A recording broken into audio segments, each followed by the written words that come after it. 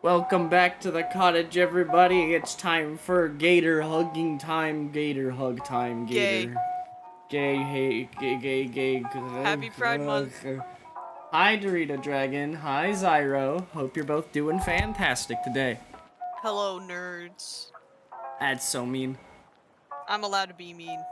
Oh. Alright. I'm not vibing with this song. I'm just gonna listen to the in-game music. Oh. Wait, I wanna see. I wanna see game. Gay. You can't see the game. In fact,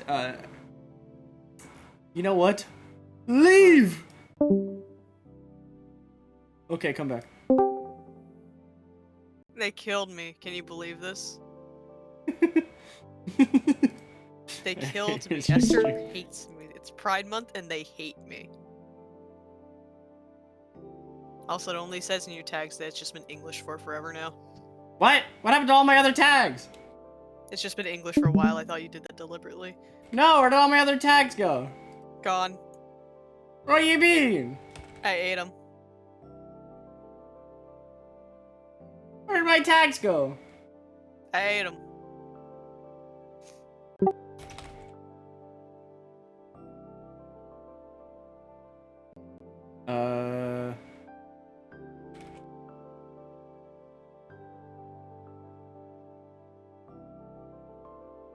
Did you know the average spider has 8 legs? I of course know this because it's my favorite part to eat.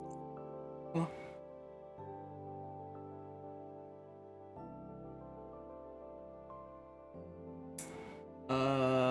There, I put some tags on. Wait.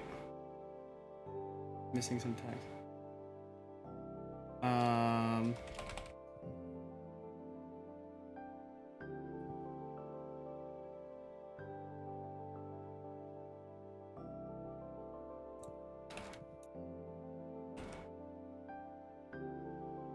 Done.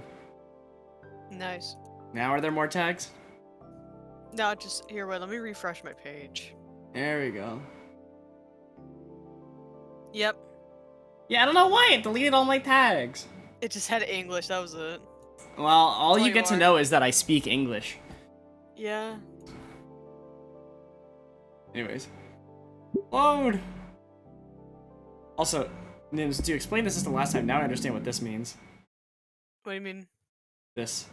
Select score for the ending. You can load from a score. Yeah. Let's go! I don't want to overwrite my save, I want to load. Oop. Ah! Thanks to Olivia's advice in cooking, I'd finally made my recovery and returned to school. Leave. Oh.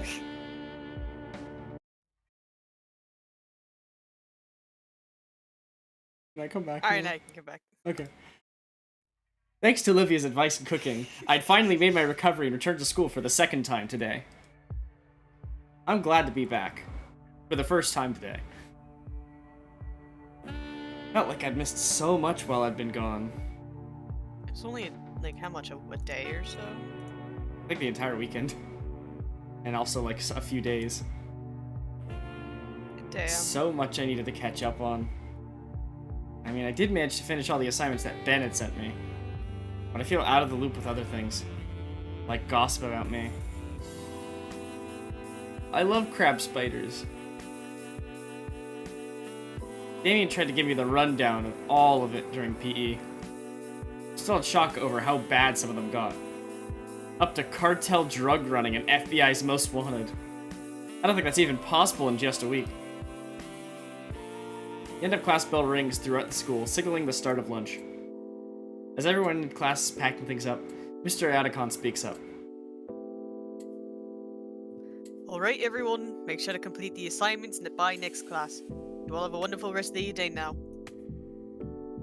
Oh, and Inko. I stop at the mention of my name as I throw on my backpack. Could you wait a moment? I have something to speak to you about. Yeah, of course. Olivia looks back from the classroom entrance, waiting for me. Don't wait up on me. I'll meet you at the table with the others.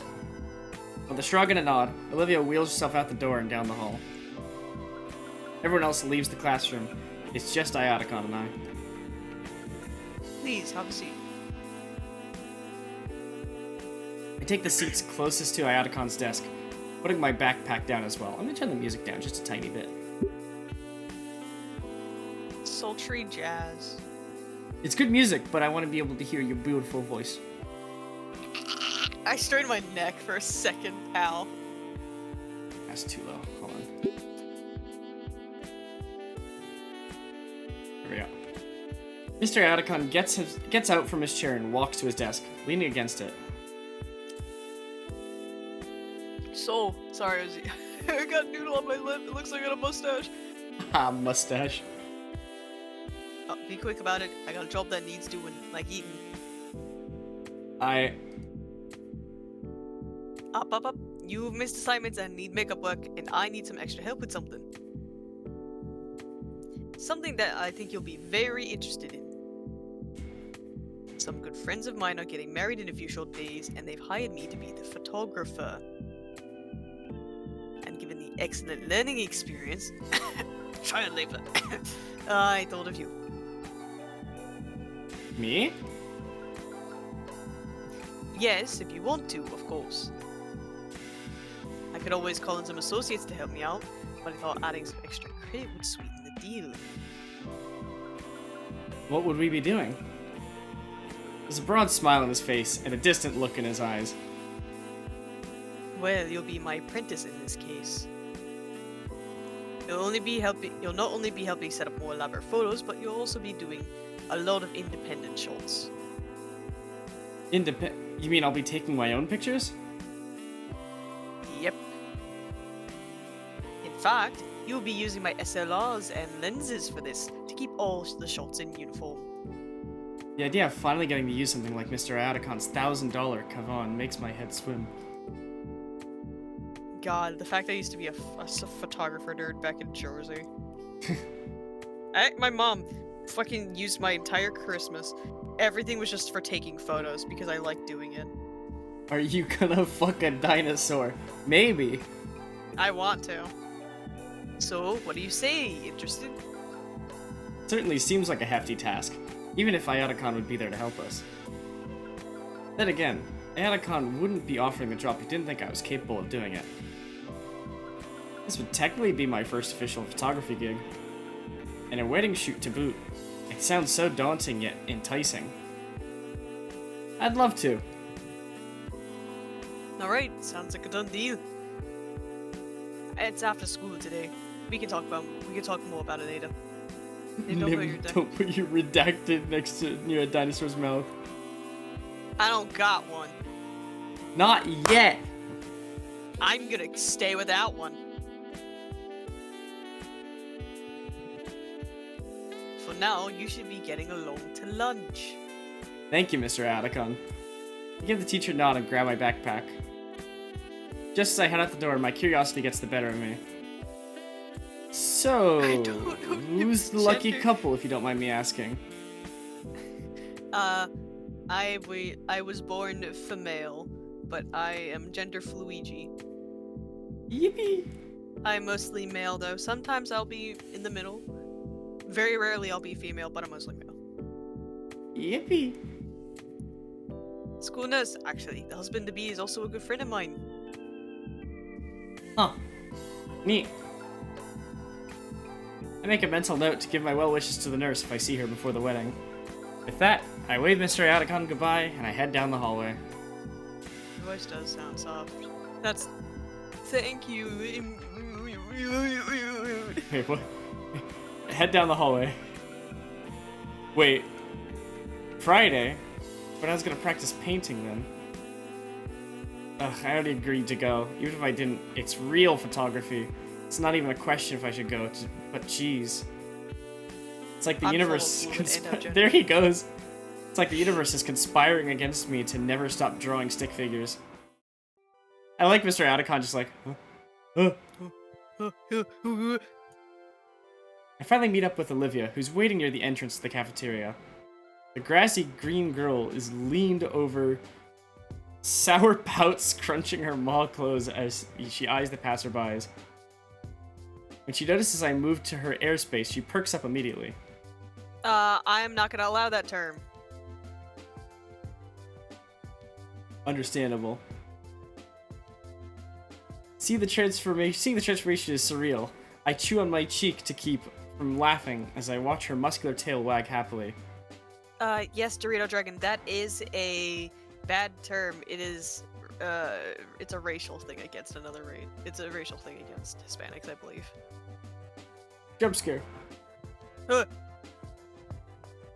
Finally, took you long enough. Yeah, sorry it took so long. You didn't have to wait for me, by the way. I can manage waiting if it means eating with you. Gay. Gay! I can feel a smile tug at my lips just from hearing Olivia say that. You're okay, Dorito Dragon. Now you know better. Just please don't say it. Mind if I push your chair in? Using me as a battering ram through the crowd, huh? Yeah, something like that.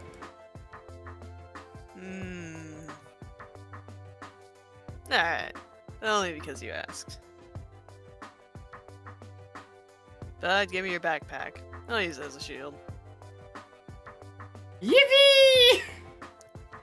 That look at her tail! Look at her tail! Fuck, what's the button to tab is to skip. What's the button to hide it? Oh, I don't know. F12. I took a screenshot. Sorry. Options.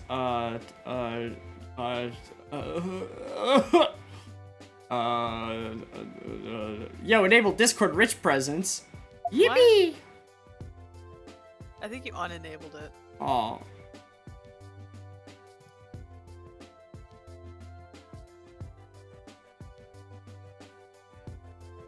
I like how there's like speedrun mode. I have no idea. I don't remember.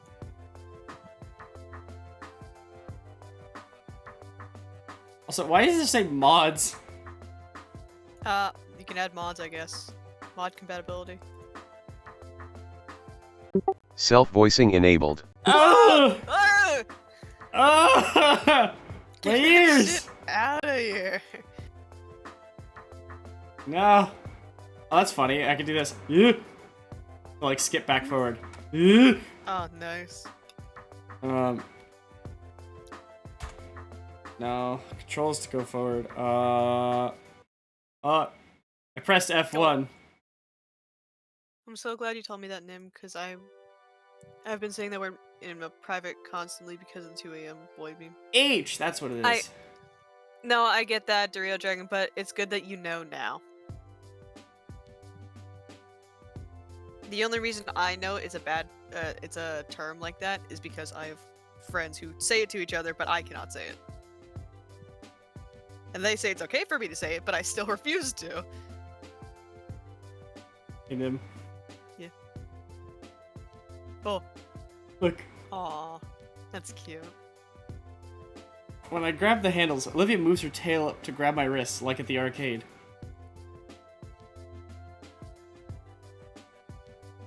Alright. Charge. Yes, ma'am. I start marching through the crowd and very unruly and famished teens clamoring for their daily meal. Olivia turns her head to me to say something. So what happened with Ioticon? You in trouble? Something? Huh? Oh, nah. Iotacon just had a proposition for some extra credit. Really? What is it? He wants me to join him at a wedding and help him out with a photo shoot. Says he'll think it'll be a good learning experience. Oh. Well, that does sound pretty interesting. Did you take it? Yep. Could be a way to hone in on what I know. Plus, that extra credit can help me make up for that. Help me make up for the time that I was sick. Oh, like you were, like, not too long ago. Yeah. You mean when you nearly overdosed on that cough syrup cocktail you made? Yeah.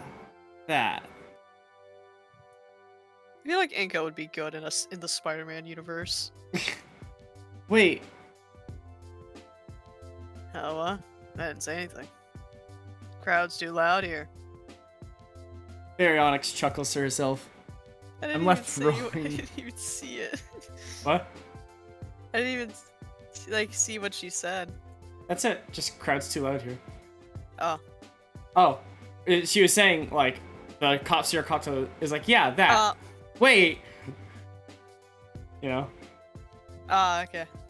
I'm left rolling my eyes, letting her claim victory in this exchange.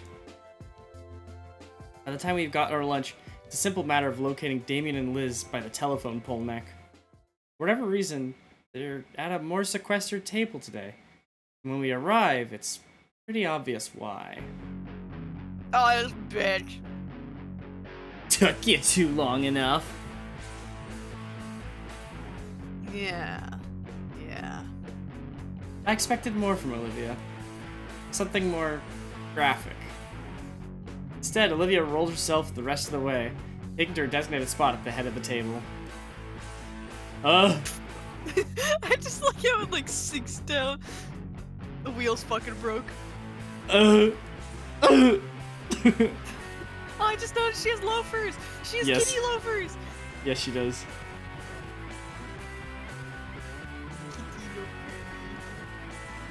Take the spot adjacent to her, all while keeping a wary eye on the pink Parasaurolophus. Parasaurolophus. Paraceutical. Pharmaceutical. Parachute pants. I'm gonna call her parachute pants from now on.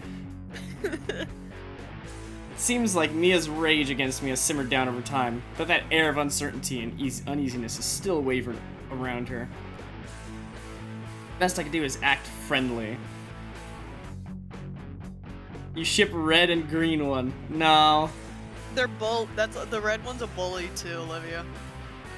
The best Mia, whatever the fuck is. Parachute pants. The best I could do is act friendly. She's Stego. Hey, Mia, is there something you need? If she's a Need? parasaur, she's fucking wrong. Need? Nah, I'm just here to catch up with my good pal here. While the red scale menace turns towards Olivia, her own eyes remain locked on her soggy chicken she's eating mechanically. I thought you were asking Liz for homework, though. That too. Ah, right. Here, guys. A pair of soda cans are rolled down the table, and I thank Raptor Christ to be able to catch both before they ram into my tray of questionable lunch meat. You guys are taking a while, so I grabbed the drinks today. No, you didn't. Mia gave those to you. Well, she did it because I thought about doing it. She's trying to bribe you for the math answers I helped you with earlier.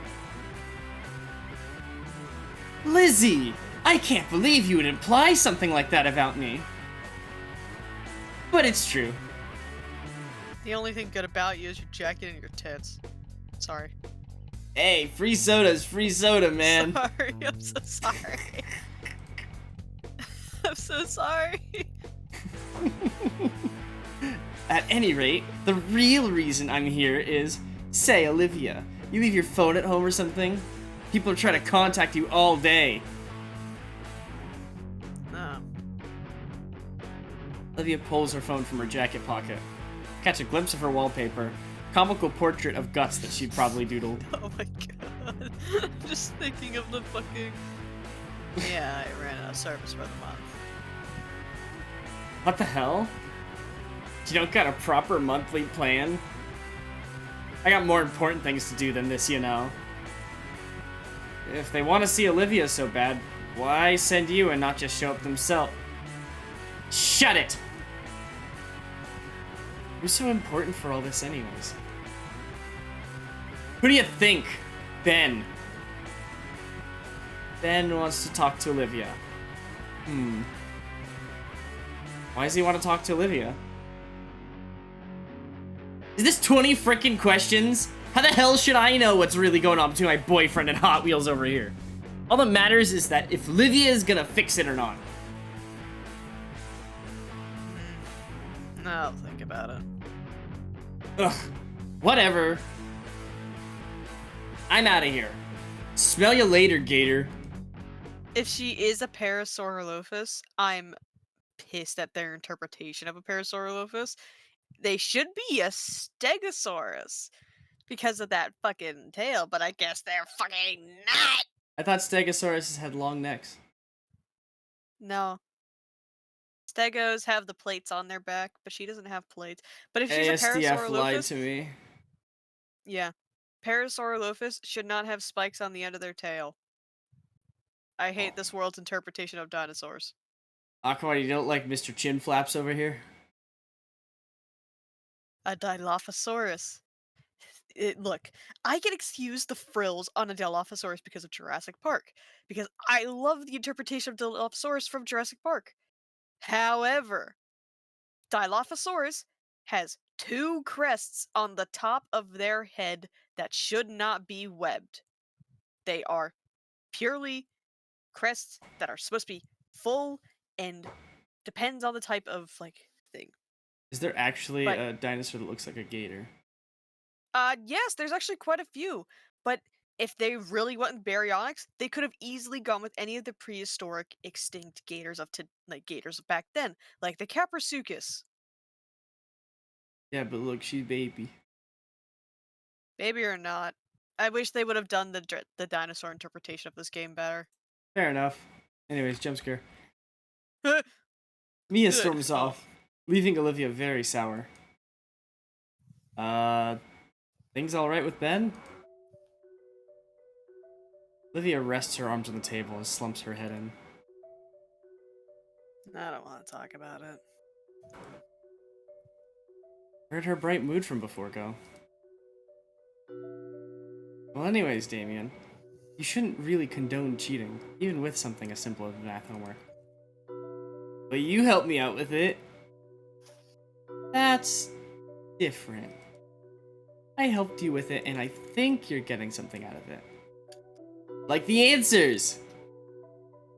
What I mean is, in comparison, Mia's just trying to be lazy, and she's only cheating herself.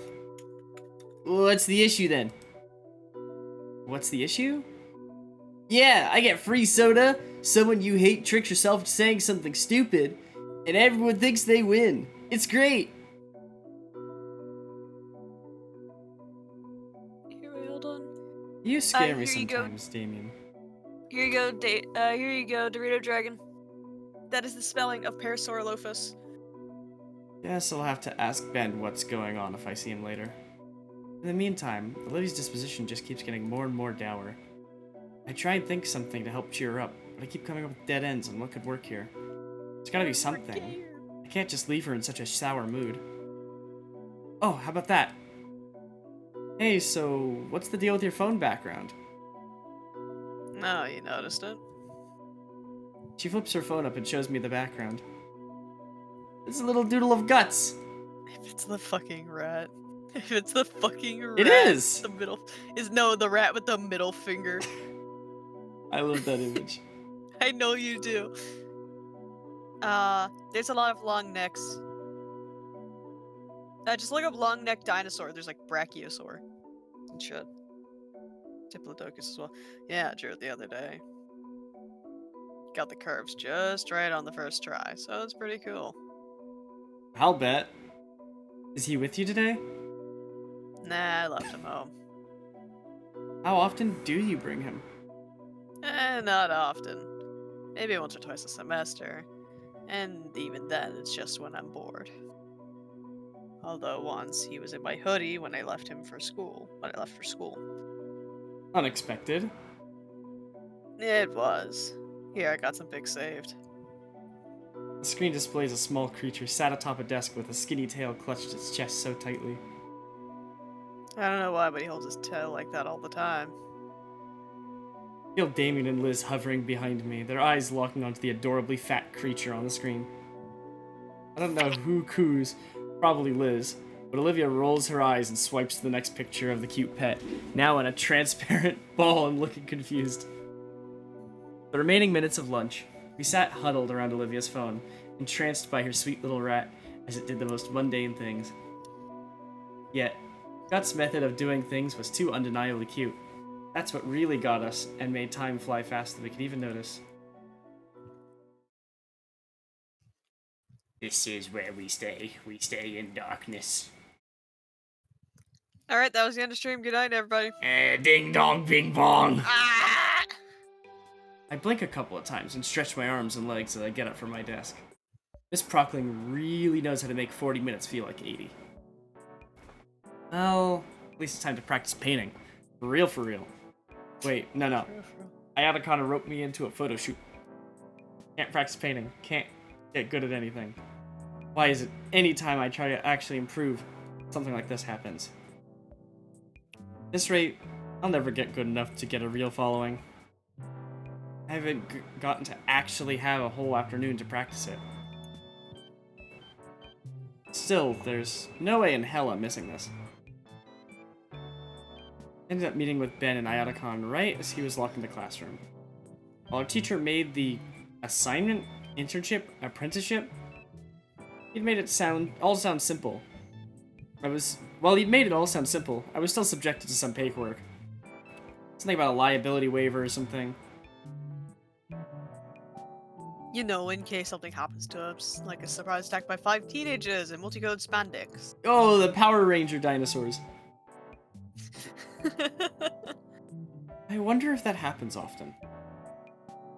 We still filled out the form as the instructor gave an overview of just what exactly Ben and I would be doing.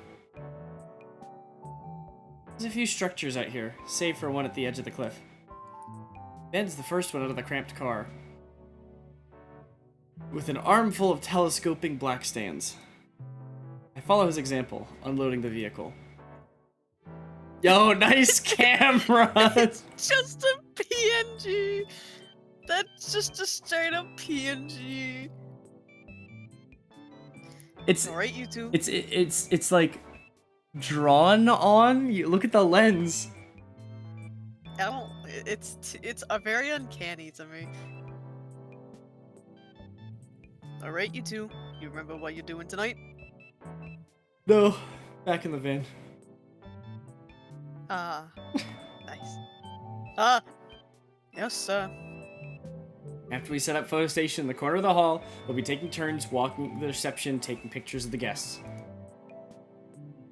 Perfect. I'll be with the wedding party the entire time. So if you need me, just look for the gaggle of similarly dressed women screeching and you'll find me. He grins as he helps carry the lightest equipment from the trunk. Remember, this is actual work. He's gonna fucking say it. So be polite, be efficient, and most importantly... Ben and I sit upright at attention, ready for any order our teacher will give us. Have fun.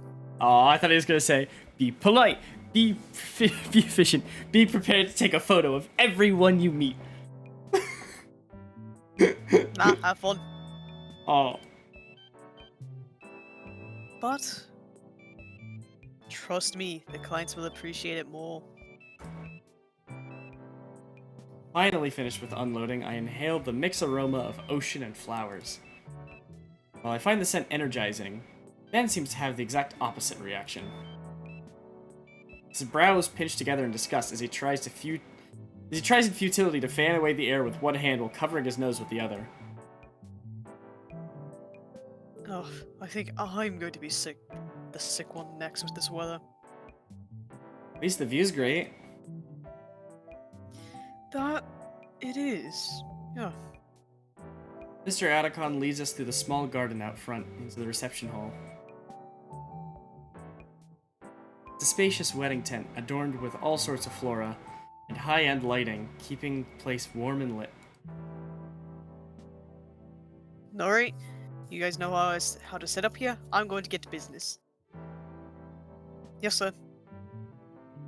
He leaves us stepping into the ongoing ceremony with primed camera and tripod. Ben and I exchange a single glance before we both resign ourselves to the daunting task. First on the list is the telescopic stance for the camera. From experience, it doesn't take us too long to get those in place. Next are the reflectors, strobe lights, all packed in heavy cases to be hauled inside. My third case, already exhausted. Shoot, I thought gym class would have prepared me for this. Bzzz. My phone buzzes. Might as well take a breather. Opening the notification, I discover it's from Olivia. There it is! Yippee! It's my favorite photo of all time. Oh, I love this so much. I know you love the photo. Hey, Shades. Hi, Olivia. You got service back? Nice photo! I can't see it. You know, like one of those like Instagram girl photos where you like put lean your back, you turn sideways, lean your back I see back, it now. and then I you zoomed in all the way. yeah, he's doing that fucking pose. Huh.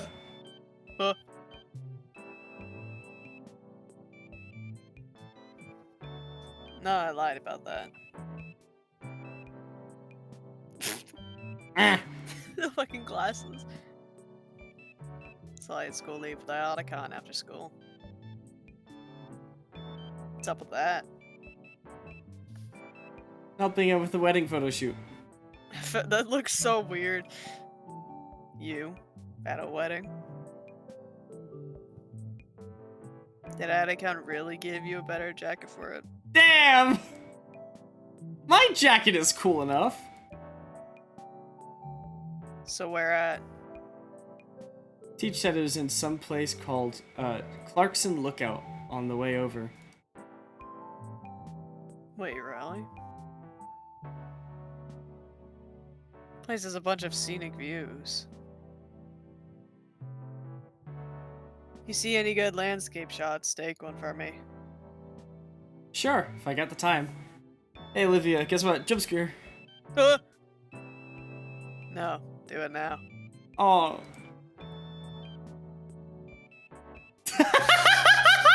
Oh no. Hold on. You're gonna get one of Esther, aren't you?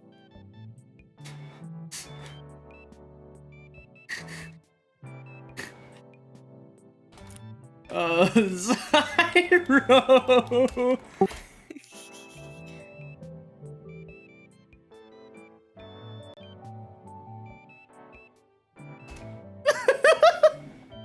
I sent them a screenshot.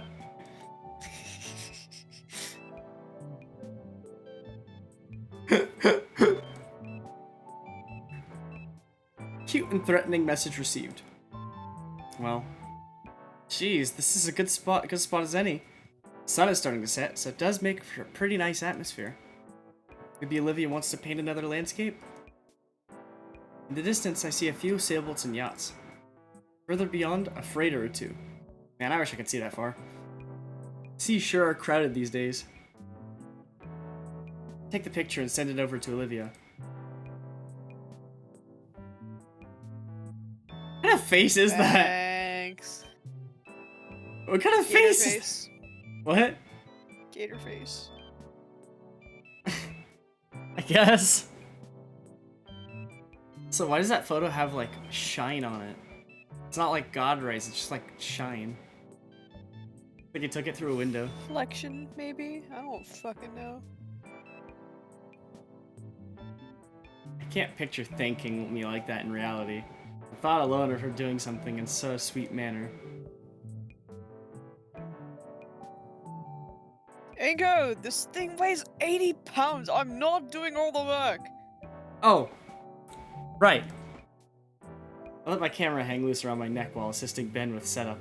The last standing reflectors. Setting up, meaning not only the camera, but a large chunk of incomplete decor prep. Which meant carrying out loads and loads of heavy cases, loaded with strobes, reflectors, cloth sheets, and so many telescoping pole stands. Following his instructions, Ben had set up a small red carpet path leading to the glamour shot station. And meanwhile, I was finishing making sure the marked out spots within the room had the right combination of flash strobe and or reflector. By the time our teacher had come back, I had just placed the final light in position. As guests started walking down Ben's handmade path, I skirt along the edges with my borrowed high-end camera. The DSLR clicks are muted compared to the chattering guests. While I managed to catch some decent shots, I'm just not really feeling it today. Something wrong with me? And voila. Ben was having a much easier time working at the makeshift studio we'd built in the corner. Couples would simply walk up, Couples would simply walk up and stand before the backdrop of the massive window to the cliffside and ocean. And Ben had the brilliant idea to not only set up Mr. Adacon's loaned camera, but also his own so he could capture couples from 2 angles at once. He looked happy with each and every shot he took. People always chatted him up right after. And here I am, doing my best not to scowl over the blurry shot I had messed up. Blurry because my hands are shaking. I guess I'm I hadn't noticed till now that my main messaging app had been going off. Gotta stop looking at your fucking phone. So, is it going well? Hardly. I think Ben's turning it into a competition. Are you winning? No, not really. Beat him for me. That wasn't a real message. Try to ignore my phone for now. I don't think anything will calm my nerves at this point. That feeling of anxiety only grows as time marches on. I can't seem to get any one picture right. Ben zooming around as efficiently as he isn't helping. Well, that's not all. These messages are just throwing me off. Stop! Stop! Just break his flashing stick thingy, lol. Then his pics will be super dark. How out of date is Olivia to think we still use flash pans? Or lock him in a bathroom or something. I don't think that's sportsmanlike. Or legal. I just remembered I need another pic. He's gonna get in trouble. Can you try shoving him into the wedding cake and taking a pic of him smashed on the floor? I need it for, Muse. Yo, I love the band. That. Do it for me. Bleeding guys. Come on, that's just violent. Just barely within my peripheral vision, I spot a perfect shot of an older couple. Parents of the groom, I believe. There, that's a good chance. I bring the borrowed camera up, look through the viewfinder, and see the parents have already moved away and into another. Camera slips from my grip, but luckily the neck strap holds it safely against my chest. Okay, I need a break. Find an appropriate place to sneak outside. Go around the building, slumping down against brick siding. You know what'll help you, Inko? Jump scare. It's really twilight now. The ocean's reflection of the sun is getting very close to meeting the real thing. My phone buzzes once more. Something in me jumps. It's not fear, though. Just wish I knew what it was. Livia sends a video of Guts running around a maze she put together using cardboard and school supplies. When it comes out the other end, gives him a grape to bite into on her palm. I was never really fond of rodents, but seeing Olivia's videos and little doodles is starting to sway me. There's something about seeing Olivia having such a strong bond with Guts and caring for him that warms my heart. Hard to believe this is the same girl that used to give me nothing but icy stares when I first met her. I'm glad she feels comfortable enough with me to let her defenses down and be herself. As I continue snapping photos, my trek around the hall to find good photo ops leads me to the stage where the DJ once was. Shame that I didn't get any shots of him while he was here. Maybe Ben got some decent pictures. Looking through the camera lens, I see there's a gentleman sitting on the steps leading up to the stage, finishing off his cigarette. There's someone over there on the steps, taking a deep drag of a cigarette and blowing the smoke upwards towards the window. Truly iconic display of suavity. Before I know it, I've taken several shots. Seems like he wants to be left alone, but he doesn't mind, right? I could. Oi. Who are you? Dinosaur Squad looking ass. At least get my good side, will ya? Oh. I stepped closer, readjusting my camera settings and scrambling for an explanation. Sorry about that. I was unsure if you wanted the attention. That's alright. People say I got a kinda resting bitch face. I can't lie, I'm pretty exhausted, kid. Especially after I had to carry the new missus down the aisle all the way to the car. That's the groom? That's the guy who's fucking the nurse? I want to see the nurse. Ah, so this is the groom. So you want to take a photo or what? Oh, right, sorry. As I raise my camera, the groom takes a thinker-esque pose, taking a drag down from his cigarette. This motherfucker. He's doing the fucking tilt.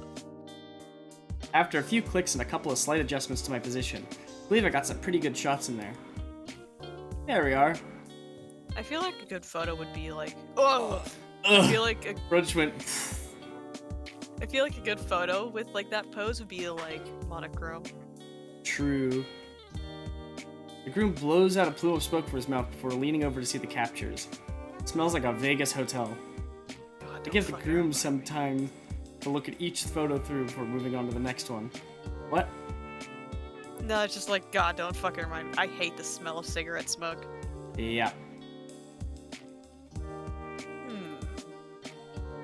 It was pretty good, kid.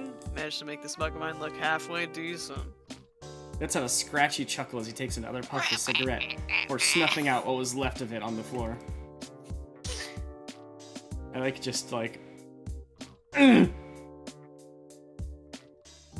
Thanks. Say, if you don't mind me asking, what are you doing all the way over here? It's your big day, isn't it? The groom lets out another plume. He's already begun digging up another cigarette. Lighting the new cig casually, he begins to inhale in. And keep inhaling in. He holds a finger as he continues to inhale in, until the cigarette is finished, and he finally exhales a stream of lung cancer slowly over the course of 30 seconds. Sir? God. Sorry, hold on. No, you're good.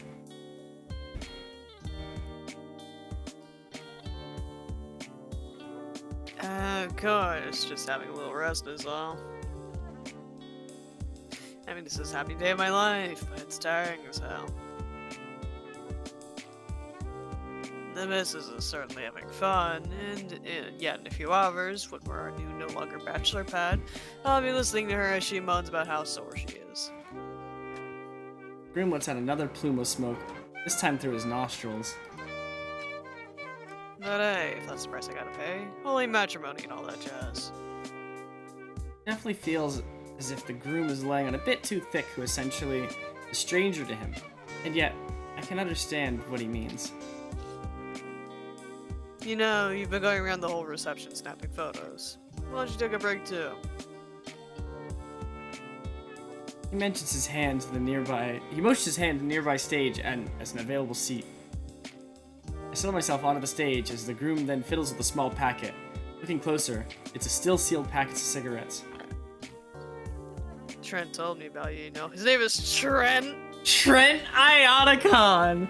Trent Ioticon! Technically Loticon, but we like Ioticon more. We're not gonna talk about Lotacon. His name is Trent Iotacon. Hi, Otacon. Who? Your camera teacher. Or whatever he's Ugh. called at your school. I'm gonna start pressing right control Is that instead. you're a good kid and all a little bit clueless. What's the button to go? Space. There we go. Hey! The groom lets out another guffaw as he cracks open the pack of cigarettes and plucks out a fresh cancer stick. These words not mine. How do you know him? We've known each other for ages. He actually helped me meet the missus. Funny how that works out. Also, you pink. Oh! Whoa. Mr. Otacon was your wingman? He always hated how I told him that. I'd give him some lift on a field trip he had a chaperone. So no mind, go just taking the school bus. But as soon as I got there, I met the rest of his coworkers, including my would-be wife. Taro prick. Taro prick tricked me to also chaperoning too, saying I could use the time to get to know her better. Jeez, maybe I should be asking him... Well, no, I can't. Can't what? Nothing important. To have a teacher tell you how to court a lady friend, right? Hey, no. Another one of the students, your classmate, yeah? It's not like that. Nah, come on. I know you want to talk about girls. Plot twist, It's Inko's always gay. fun. He's bisexual. Oh. Humor me a bit. She's just a good friend. Words taste bitter on my tongue for some reason. Gay! Sure, kid. Sure. We got a few more minutes of quiet while Bridezilla and her maids of murder fight over that bouquet. Quickly glance over to see a woman twice my age wielding a folding chair like it was a battle axe. Trent can't help you there, but I can. So this good friend of yours, what she's like? Well, it's a bit of a complicated history. No. I mean, when I first met her, she was very cynical and sarcastic. She's still sarcastic, but in a lighthearted way. Even with her friends, she's always distant. When she's painting or gushing about some franchise or obscure anime, there's this unshamed excitement and passion in it. I haven't met anyone with that kind of energy before. Once you get to know her, she's just nice under it all. That everything? Well, yeah. I think she drew me carrying her once.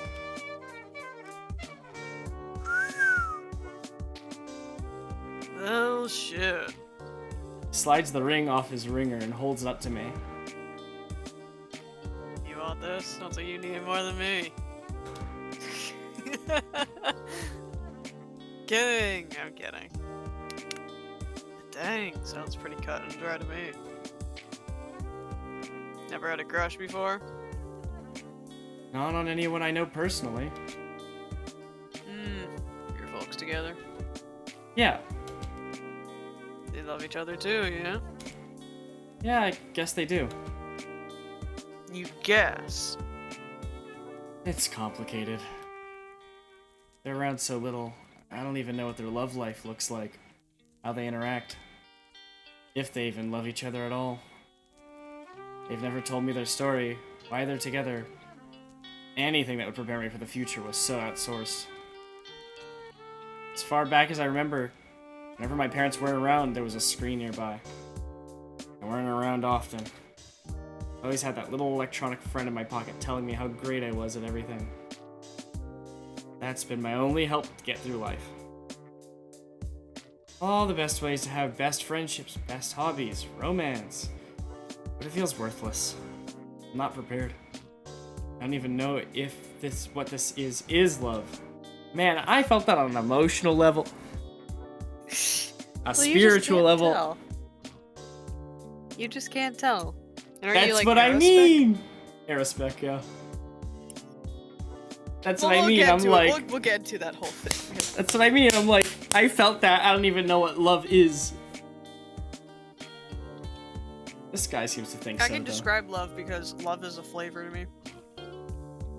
To me, platonic and romantic love blend together, and I can't really find a difference, so I just stick with platonic love.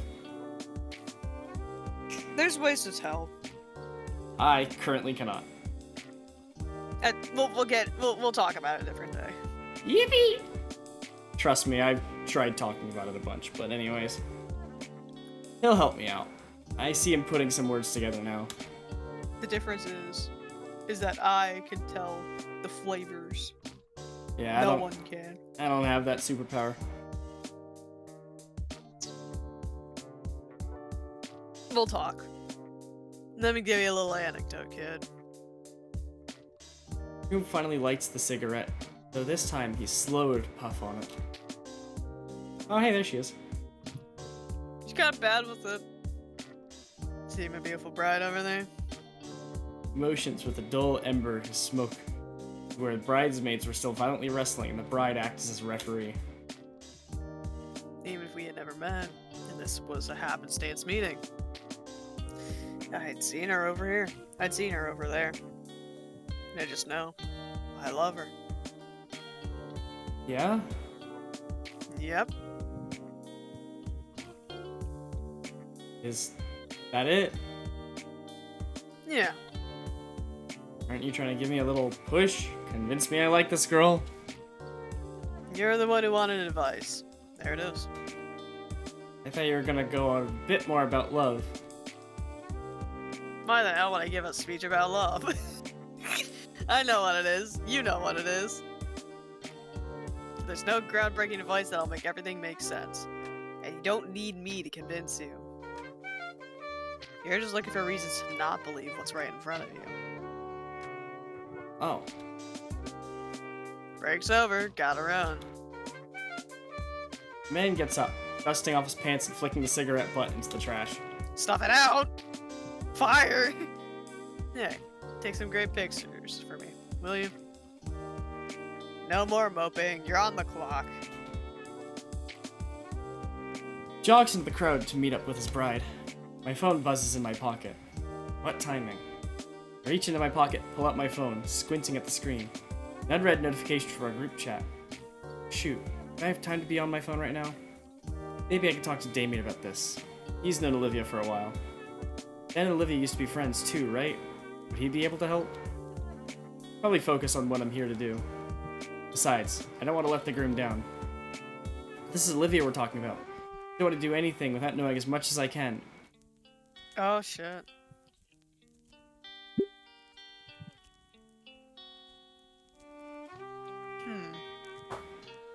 Trying to think of what we should do. I feel like consulting the others about Olivia would just kind of like make things awkward.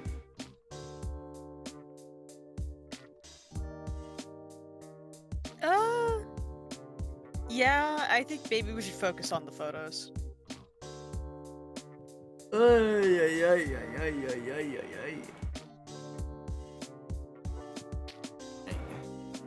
I'm kind of curious what this leads down, so I'm gonna try it first and then I'll go back. Okay. Can't go into this without being prepared. I really don't want to let Olivia down, especially after all I've done for her. What kinds of things does Olivia like? Hell, what kind of things do girls in general like? Might be able to get some pointers online too. By the end, I could be a good boyfriend. Hey! I just need to figure out how. When I reach for my phone, my fingers brush the camera that's still hung around my neck. Wait, I still need to take these photos, so I can't just drop this entirely. I definitely don't want to let Iotacon down, even though I'm not that good. Well, Ben's been on top of his game all night. Even now, he's still snapping up shots, so I'm sure Iotacon will have enough by the end of the night. It's not like I'm not offering up anything crazy valuable here.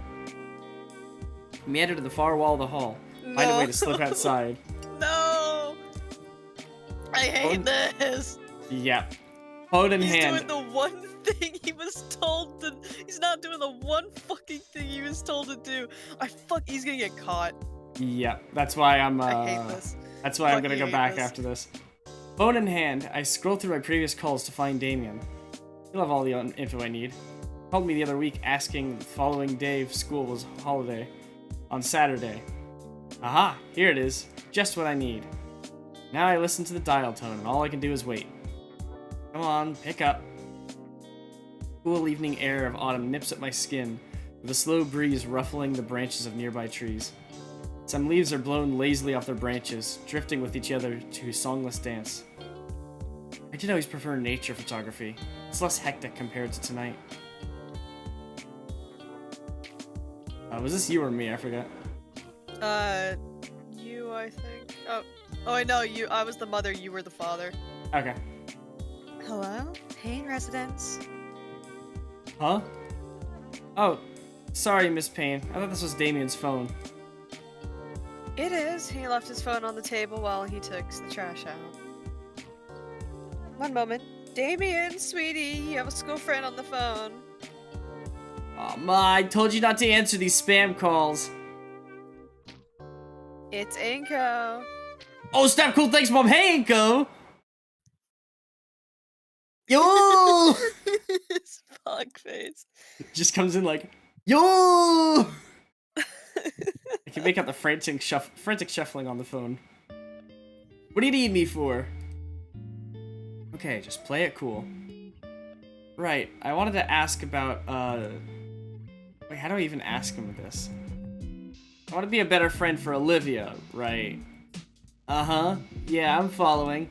I was wondering if you knew anything else I should know, you know? Silence lets me know how stupid that sounded. I fucking hate this. Huh? I think she likes anime, soda, and the arcade. Didn't you know this already? I do. Yes. But I mean, like, anything further than that?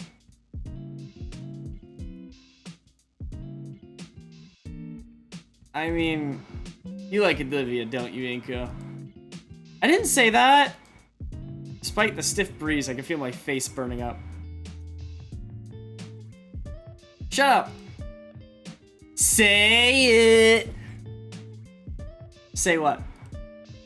I don't need to tell you nothing, and I got all day to wait. Do you?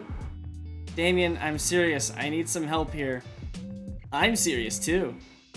Come on, say it. I'm not confirming or denying anything. Yawn. Well, maybe I should hang up then. See you at school tomorrow, Inko, my man.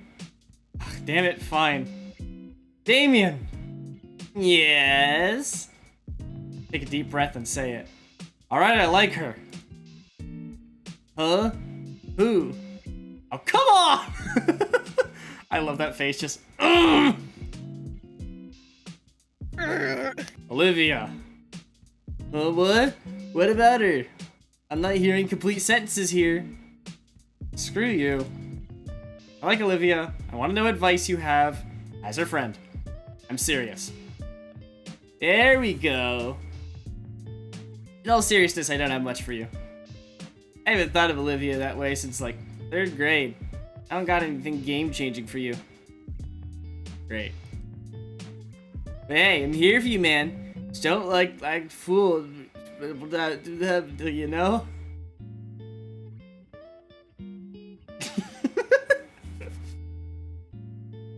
Not in the slightest. I'm saying, look, you're calling because you think there's some big secret here, right? I'm telling you there isn't one. And that in and of itself is advantage. You don't need to be focusing on, like, strategy. Just let it happen. Wait, does she know? No, I don't think so. Think she likes me too? Well, yeah, that's the long and short of what I got. You ever been in a relationship before, Damien? Yeah, a few. Nothing serious, though. Hey, wanna go to the school dance? That sort of thing. Never went anywhere, you know? Yeah. Alright, I should get back to it. Sorry to bother. Hey, call anytime, man. Thanks. Be seeing you. See you later, Gator Dater. I feel the urge to throw my phone at the brick wall. That was completely pointless. Place a hand on my forehead and take a deep breath. At this point, I should try to get some photos to look somewhat competent at my job. Do you think this was even, like, a good path to take? No. Not really. It was not fucking worth it. Just go back, man. Like, do you think this gives us any points with Olivia? No, it does not. I doubt it. Ugh.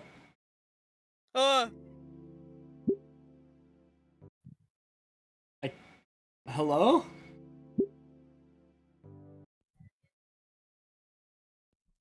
There we go. Need to focus on taking the photos. I can't afford to slack off right now. Besides, I made a promise to the groom. I don't want to let him down. Or Mr. Yatacon, for that matter. I silence my phone and slide it into my jacket pocket, pushing off the wall and taking hold of my camera. Where should I even start? I think I have a few ideas. With the groom's words still ringing in my ear, I find a second wind of sorts. I can't really understand it. I feel like I'm already picking out prime shots just scanning over the hall. While Ben has continued his more autonomous rapid-fire approach with staccato clicking for the snapshots, I've been slinging out a couple. What? Good job for pronouncing staccato right. I know the word staccato. I know you do. Isn't it like a musical term or some shit? Yes, actually. Yippee! I know music terms. Also because they're all Italian. Yeah, like Cellerondo and the slow version that I can't say. Yeah! My choir teacher taught me that, and I'm like, oh! My favorite words, Accelerando and slowing down, ondo. Slowando. Slowando. Slowando. Whatchamacallit? Back in drumline when I was in marching band, I remember my percussion instructor was like, all right. So when there's 2 P's, it means really quiet. 1 P, quiet. You know, MP, sort of quiet. MF, sort of loud. 1 F, loud. 2 Fs, really loud. RFL, or 3 Fs, really fucking loud! And so that year we literally got like hats that said RFL. I don't know if I still have my RFL hat, which makes me sad. It might be in my old stuff. If I have it, I'm gonna dust it off. For choir, when I was in my fucking freshman year of high school, I had to sing like the famous Hallelujah song, but for soprano, and I had to sing like the highest part the loudest, and I'm suffering. You had to sing that shit fortissimo? Yes. Oy. In first soprano too, so the highest part is in freshman year of high school. Thank God I had prior like choir years. I want you to know, as a percussionist, you know how usually the range is pianissimo to fortissimo? Oh yes, no, I wasn't percussion. No, you don't understand. The worst I've ever had to do is I had to do a fucking snare drum roll. Pianissimo, not pianissimo, pianissimo. Oh, that's so literally just like literally like the smallest fucking head drumsticks, very lightly tapping the drum so you could just barely hear a fucking drum roll. God, that's. I was like, I have to do this for 3 minutes. And my 1 decibel louder and you fuck up everything. One of my favorite things is I had to play fortissimo on a bass drum. It was during I remember the song. It's "Make Our Garden Grow" from the Candide opera. I don't know why, but you saying "Make Our Garden Grow," that fucking thing just made me imagine fucking Stand Forever Free from goddamn fucking My Love Pony. No. So it was either fortissimo or fortissimo, because I remember, like the end of it is literally like they get to a high point and then boom, and then they finish off the song. Like literally, it is the loudest boom. I played it at like a normal volume. My instructor went louder. I played it at a higher, like a louder volume. My instructor went louder. We get to do like a little bit of warm up before like the night before like our concert. I play. He's like louder, and I'm like, all right, motherfucker. I fucking wind up. Boom! And he looks at me like I was about to break the drum. But I think I played it loud enough. I think I played it loud enough. He literally looked at me. He was like, ooh. I still think my favorite. Oh, I have to find it. I have a video of it. I'll show you after the stream. But one of my favorite pieces we ever played was Godzilla Eats Las Vegas. I shit you not, that's the name of the piece. Hilarious. Like, what am I? This is pure fucking chaos. So. It was. I played the drum set and trash can. Oh. The trash can, I had to hit it with the bottom of a stand, and it was the same situation every time I hit it. It wasn't loud enough. I fucking went on stage. It was my time to shine. 4 measures to go. Pick up the stand. 3 measures to go. I start spinning it. 2 measures to go. I reel it back like a golf club. I was still playing like regular golf at this time. Reel it back like a golf club. 1 measure to go. I look up to the crowd. I fucking whack that shit so hard it makes a perfect sound. Skids across the stage from one side of the timpani to the other. And that trash can is forever dented in. Thanks to me. Nice. That trash can was perfectly, like, cylindrical and metallic before me. Then it had a pretty decent dent in it after me. Damn. Making my mark on the school. I'll show you. The one who dented the trash can. Yeah, I'll show you afterwards. I remember my parents came up to me afterwards. They were like, your grandmother was like, what's he doing? And then just boom. And they were like, oh. Anyways. I'll continue more stories later. I've been singling out couples on their own moments, just scattered throughout. I think some of them have even noticed, seeming to maneuver themselves out of the Parasaur's view. Young man, over here! An elderly dino catches my attention, waving me to her table where she and her family are sitting. We need a good Christmas card photo, if you would be so kind. I thought it said charisma. I thought it was gonna say charismatic photo. We need a good charisma. Could you please roll a d20 charisma for me? Hey Siri, can you please roll a d20 for charisma? I found this on the web. Oh. How much did you get? It just said I found this on the web. Oh wait, no, I can roll. Hold on.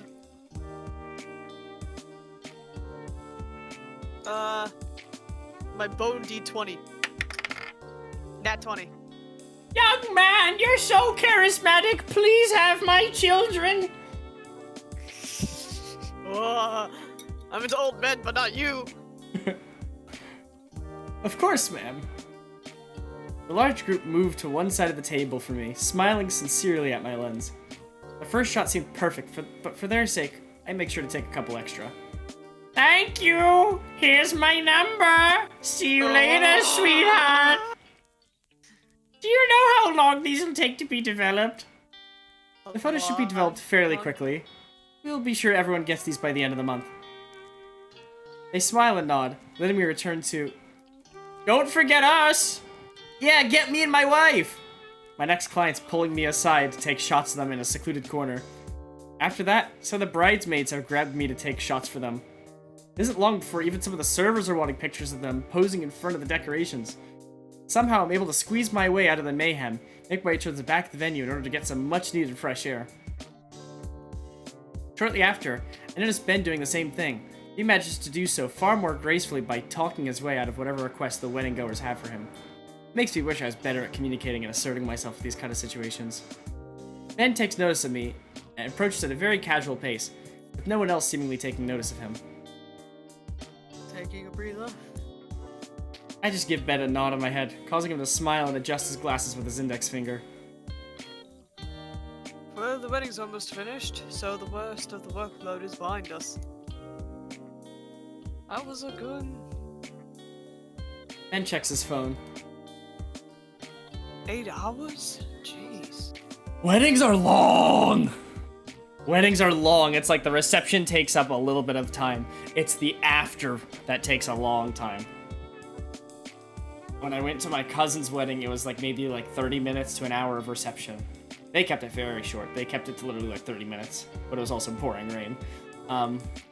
Then it was like the like little like outside just hanging out. Then it was the inside like everybody sitting down getting food, and that was like, oh my goodness. We got there at like, I want to say 4, like 3 or 4.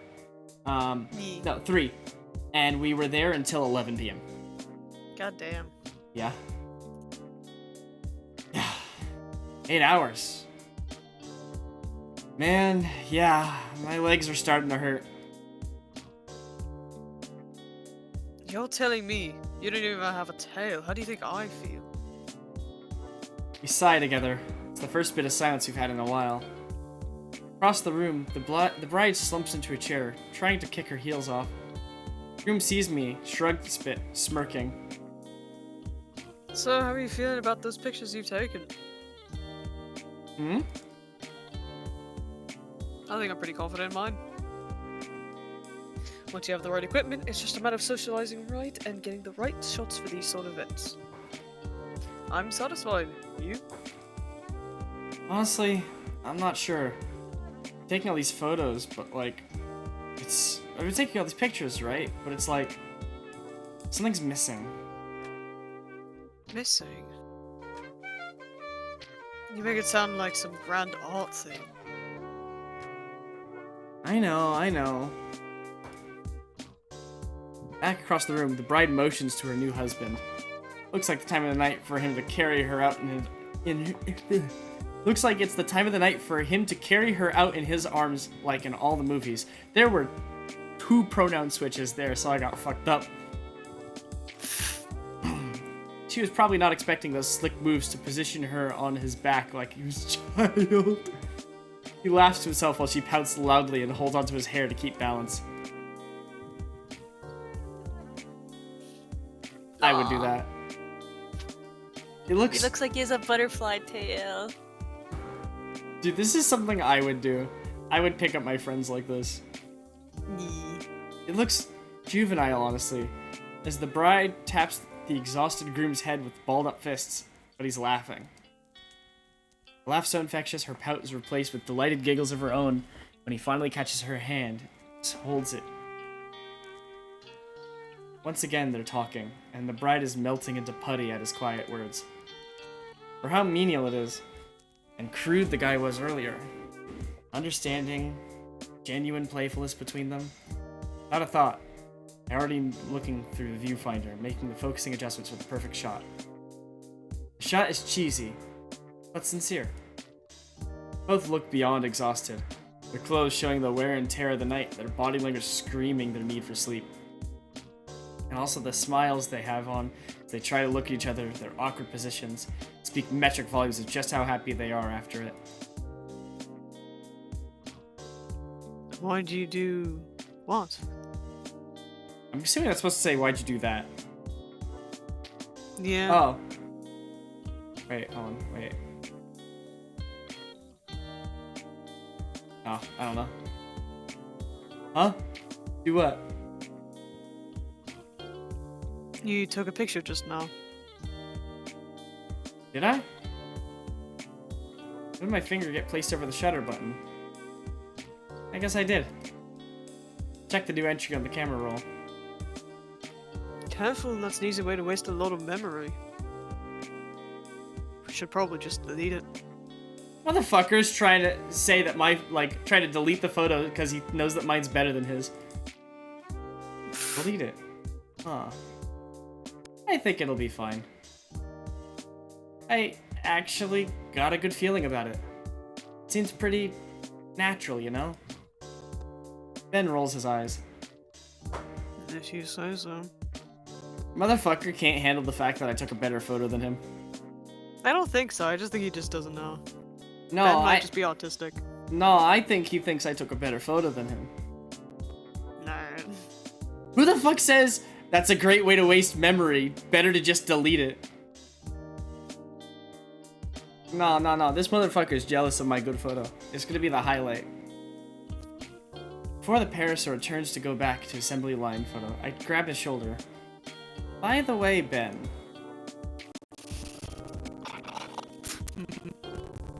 Mia stopped by our lunch table earlier today to complain to Olivia. Said you were trying to call her, but was upset she wasn't picking up. I don't want to pry into your personal business, but aren't you two on bad terms? Huh? What are you talking about? What? I haven't spoken to Olivia in ages. Huh? I thought you were above the gossip, Nico. Sorry, I... Alright, you boys ready to pack up? Sorry. Oh, good. Pretty long night, huh? The teacher looks haggard as he steps up to us. Haggard, not Hagrid. He is Hagrid. Hagrid. Yo, is it Inko? His wings dragging on the floor, he's propping himself up with one of those lice stands we brought. Despite his exhaustion, he's grinning wildly. You two enjoy your first work experience? Oh, absolutely, Mr. Iotacon. I managed to load up both the memory cards you gave to me. I even managed to try out different kinds of lenses you had brought. Good to hear, Ben. What about you, Ingo? Well, I'm being honest with you, it took a while for me, Mr. Iotacon. Well, I suppose it's a tough order to start. So many things to account for, and Ah, no, I mean, I didn't really get that many shots. Good shots till the end, Mr. Iotacon. Didn't even finish the first card you'd given me.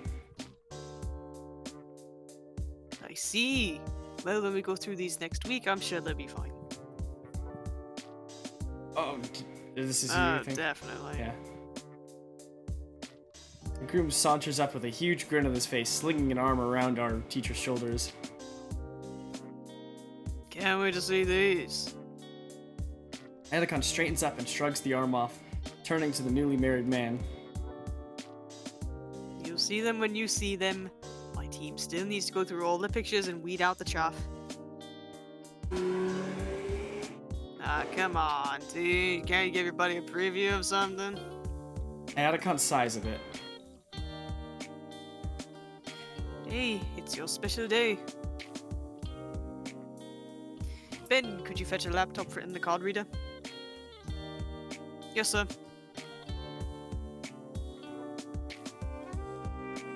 Inko, while he's doing that, can you stop packing up everything into the trunk?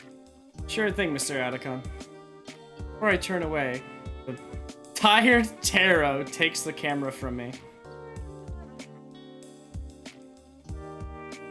You just sit at that table over there.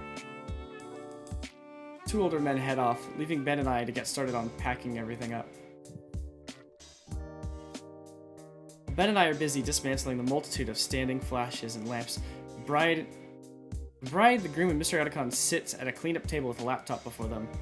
Can't really make up what they're saying, but I could tell based on the way three switch between quietly focused laughing loudly. By the time back the car's loaded up, the last of the wedding party has departed. Nothing left to do, Ben and I linger a bit behind the group. Yeah, these came out pretty dang great. Thanks again for... Hello, what's this? Laptop displays the last picture I took, somewhat unintentionally. He scans the photo with a critical eye. He nods and chuckles with approval. Okay, kid. Good job. Be sure to print this one out for me, Trent. I'm gonna put it in my wallet. I told you he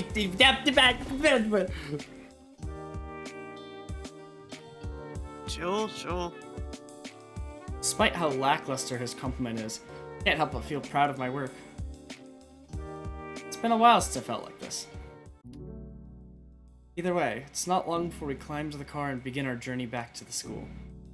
I settle into the rhythmic motions of the car as it glides along the road. The cityscape of Volcaldera Bluffs passes by. Can't help but admire it. Mood is quickly killed, however, as Ben calls out a certain red-scaled girl. Or Ben calls a certain red-scaled girl. Hold on, I got this.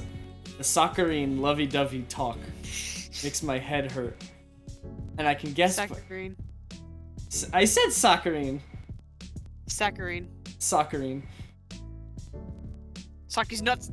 Ah! Hold on, I'm looking it up on google.com if I'm doing the British pronunciation.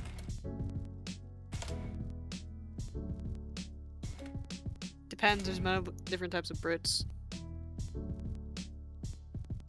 Going for Wales, Newfoundland, Changing Geordie. to British pronunciation. Damn it. British is saccharine. Told you. And American is saccharin. Saccharin. I can guess by his expression that Atacon feels the same. Change the subject by asking if my parents can pick me up. Looks like I'll be taking the late night metro home. Still, I had fun today. Bring out my old phone, noticing the half-dozen messages Olivia had sent while I was busy.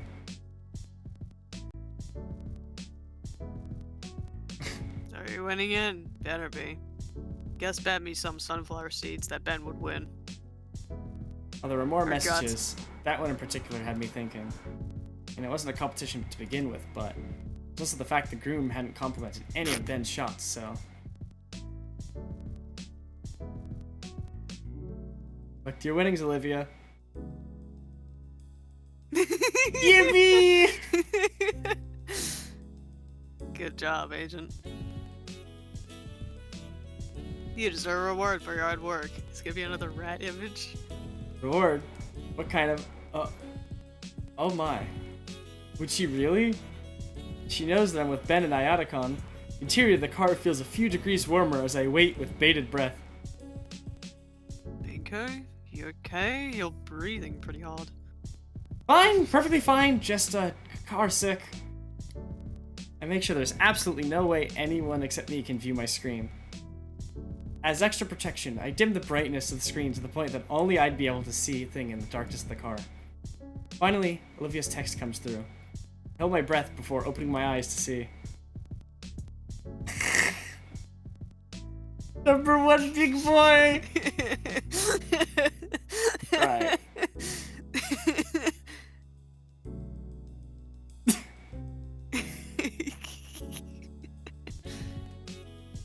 So Iotacon, I think Inko's about to vomit.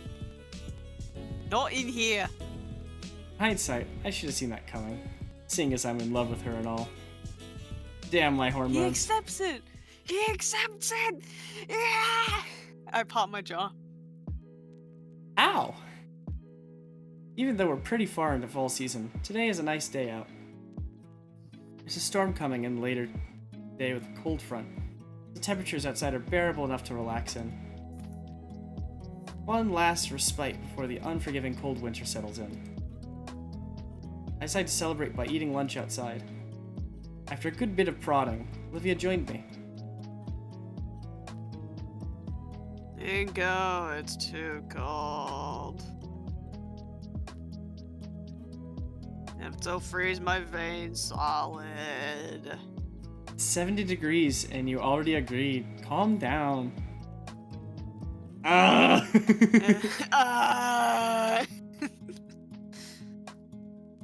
You step out into the chilled air.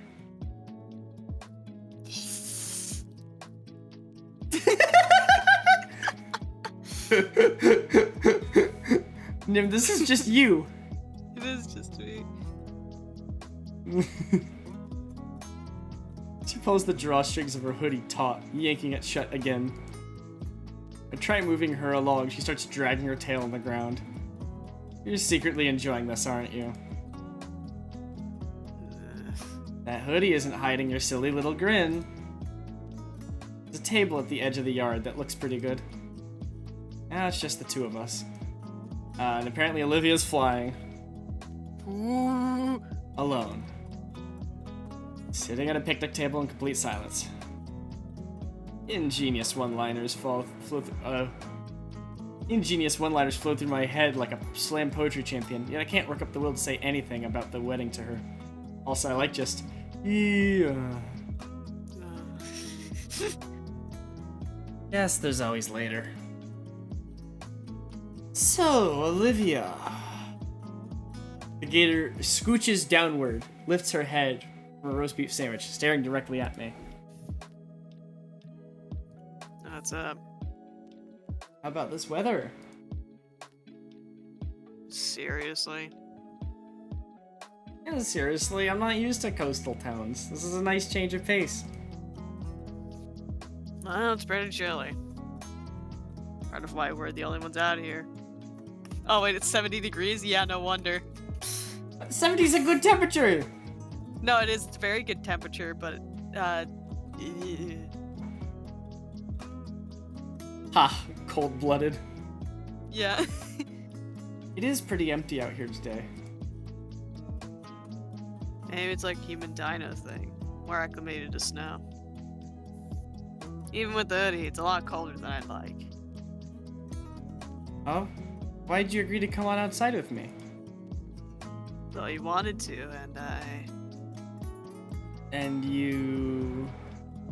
live in a wheelchair permanently, or did you have an accident needs to be in it temporarily? Seems permanently, but we don't know the full story. Olivia's lips quiver as she tries to work out the words to say. Her mouth isn't up for the task as a flush of scarlet spreads across her cheeks, making her pouting lips glow. Hey, stop looking at me like that. I mean, where are you from, then? Midwest. Ugh. Ugh. Ugh. Fucking Coloradian or some shit. I don't know. Midwest is like Colorado. Idaho? Oh no, dude. West Bros from fucking like Virginia. Illinois or some shit.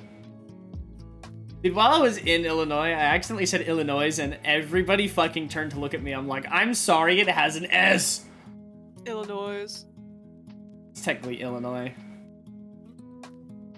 It's okay, I diverted the situation by saying, why is this Kansas and this Arkansas? America, explain. This is a good way. Okay, Mr. Atticon, thank you. I just said that naturally. It's a good way. You wanna fucking know something? I shared that voice with 2 people. The voice I do for Ionicon, 2 people use that accent.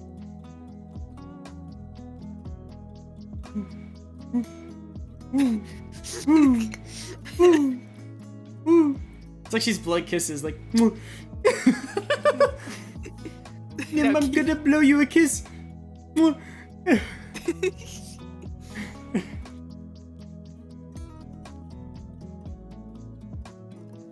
Midwest. Only loons come from the Midwest. Oh, come on, that's not true. Alright, what was it like then? A lot of empty promises. Nothing worth talking about. What was St. Hammond like before I showed up?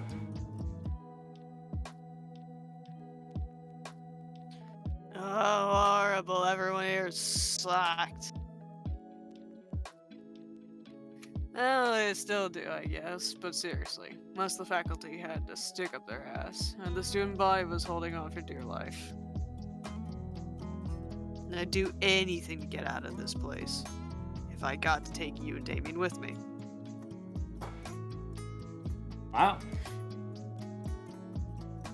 I don't know who that is. Colorful. Vivian and I freeze at the familiar voice. Oh no, no!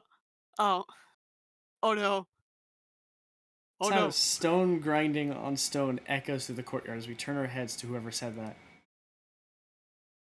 Principal Scalar stands just as still as us, her face burning red, though her jaws moving, teeth grinding exceptionally loud as she looks at Olivia. Next to her stands a large whale dressed in formal attire. Yes, Mr. Ferris is still doing that inspection. And did he hear... What were you just saying now about student morale? Principal Scalar. He doesn't even look up from his clipboard as he begins jotting something down with a pencil. I said, and ever since Principal Scalar took over as our principal, things have gotten better. Olivia's words do make Scalar's face lessen in both color and intensity and heat.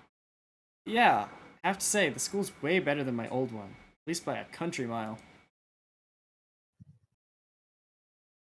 So, Mr. Inco, would you say that your time in St. Hammond since your transfer has been both fruitful and comfortable?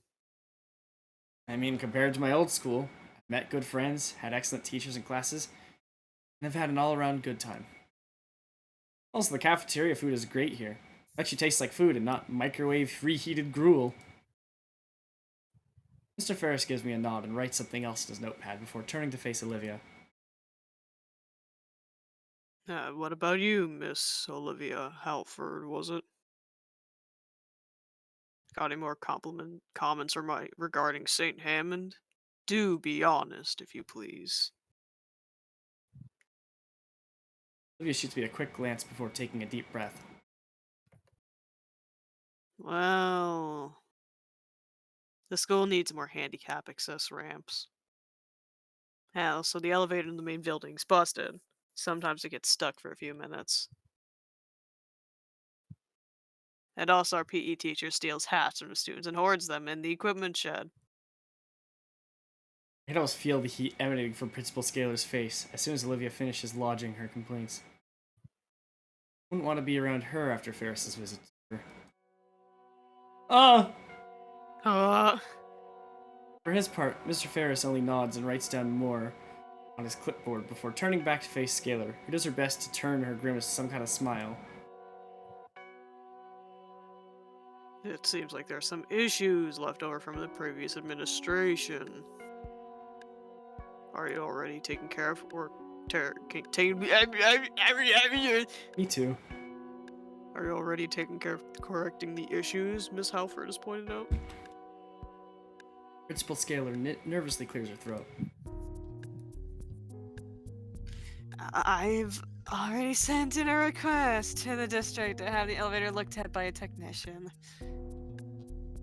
Mr. Ferris moves down a bit, nods, writes something else on his clipboard, and before clicking his pen and stuffing it in his front suit pocket. I'll have to talk to the superintendent about the request next time I'm at the office. What about this PE teacher Miss Olivia mentions? Oh, Mr. Coach Solly. Ferris raises an eyebrow. It's his legal name, I know. Checks the page, then sighs a bit. Right. Ferris turns to face me. Well, that's enough about St. Hammond for the time being. Mr. Inco, how would you say things are going for you? Not just as a student, but also growing as an adult.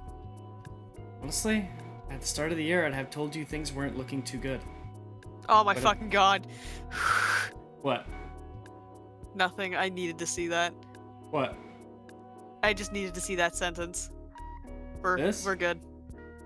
Yes. We're good.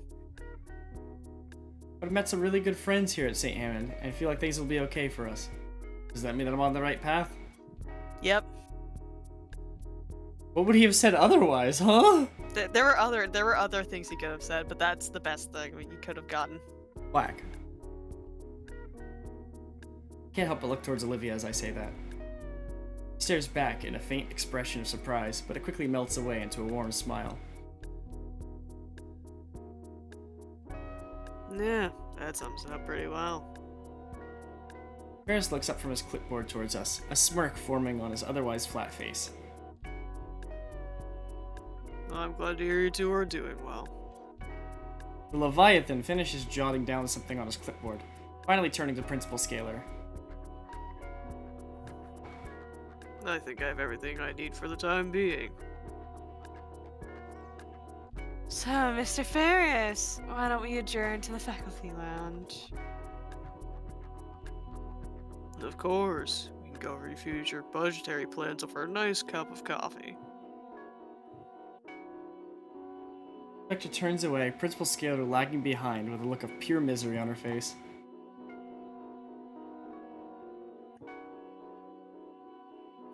I wish you'd done this freshman year.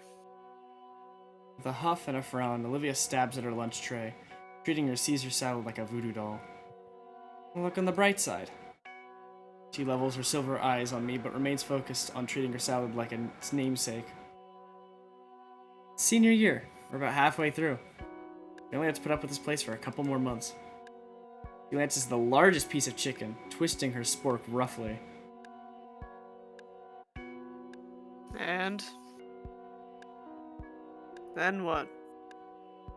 Then what?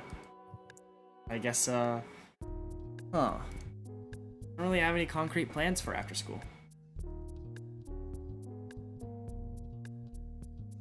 What do you mean? You mentioned all this stuff about making a name for yourself. I mean, yeah, when I first got here, that was the goal. But honestly, I haven't considered what I was going to do to get there. It's my turn to toy with my meal. You?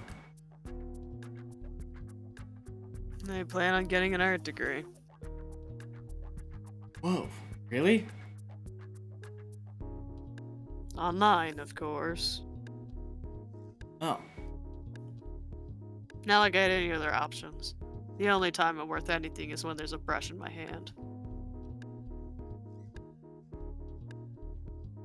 Only classes I'm really passing to. nod my head in understanding, but just talking about our future, but it sounds more like a resignation than a declaration. I at least have something, even if the path to my goal is vague. The morose mood leaves me at a loss of words.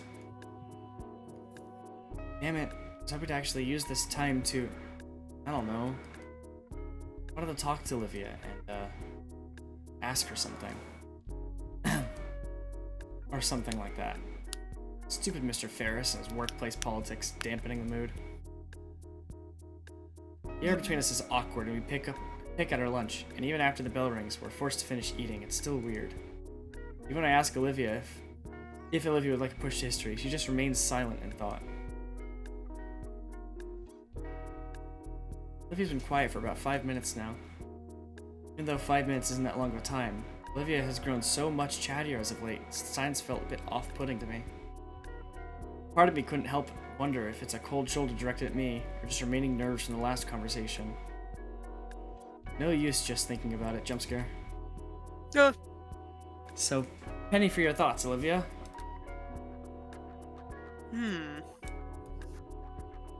Oh, right. Sorry, guess I'm not here right now. What were you thinking about exactly?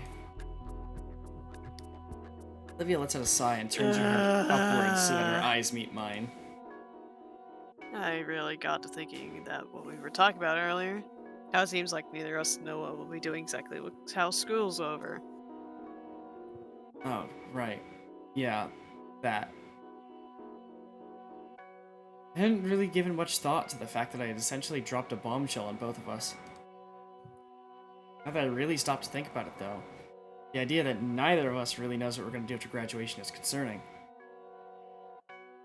Most seniors at least have a small idea of what they'll do after graduation.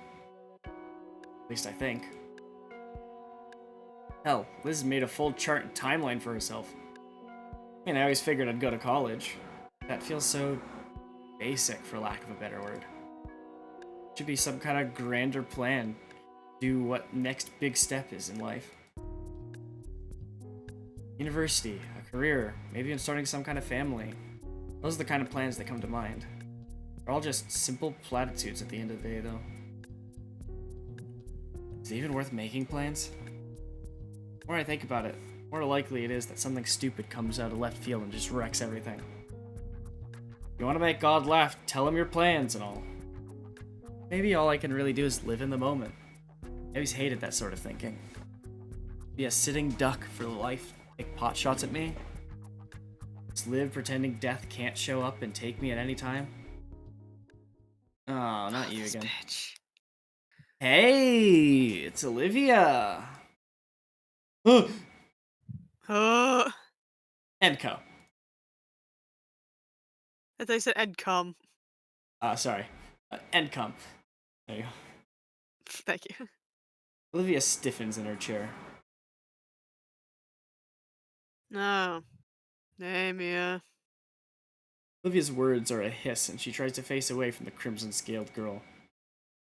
Her hands shakily strain against the wheels of her chair, slowly turning it too. Got a couple questions to ask you, Olivia. Would you like to humor me for a bit? Oh, what am I saying? Of course you don't mind. Oh. Parasaur saunters up and with a sway of her hips pushes me aside. She takes Olivia's reins from me. What the hell? You're insane if you think we're going anywhere. If we're going with you anywhere. We? She looks down to Olivia and back at me. We. He's funny. We're just going for a little girl talk. No boys allowed. Sorry. You're up for that, right, Liv? Puts a hand on her shoulder and cocks an eyebrow back at me like she knows something. So yeah, we'll just be a moment. Don't worry that pretty little head of yours. No! I'm left gawking and confused as the two head off in another direction. Olivia doesn't seem to know what to say or do either, so she just goes along with the parasaur wheeling away. Part of me wants to give chase, but the side-eye that Mia sent back at me forces me to stop. I feel useless as I watch the two turn the corner. My thoughts of what I want to do, going after the pair, betrayed by my body still frozen from the icy glare from Mia. Damn it. I'll just get to class and ask what this was all about later. By the time I get to Prockling's history class, I'm half expecting to find Olivia already there waiting for me. Some kind of remark primed and ready to be spoken for me. But instead, she isn't there. I reluctantly take my seat, tapping my foot impatiently. Even when the bell comes and goes, there's still no sign of her. Shit. Shouldn't have let Olivia go with her alone. What the hell was I thinking? Really don't want to cut class, but I can't afford anything bad happening to her. Nope, I can't sit and do nothing. Shoot my head up to the air, causing Miss Prockling to pause mid-lecture. Yes, Mr. Nito? Miss Prockling, can I please be excused? Why? Class barely started a few minutes ago.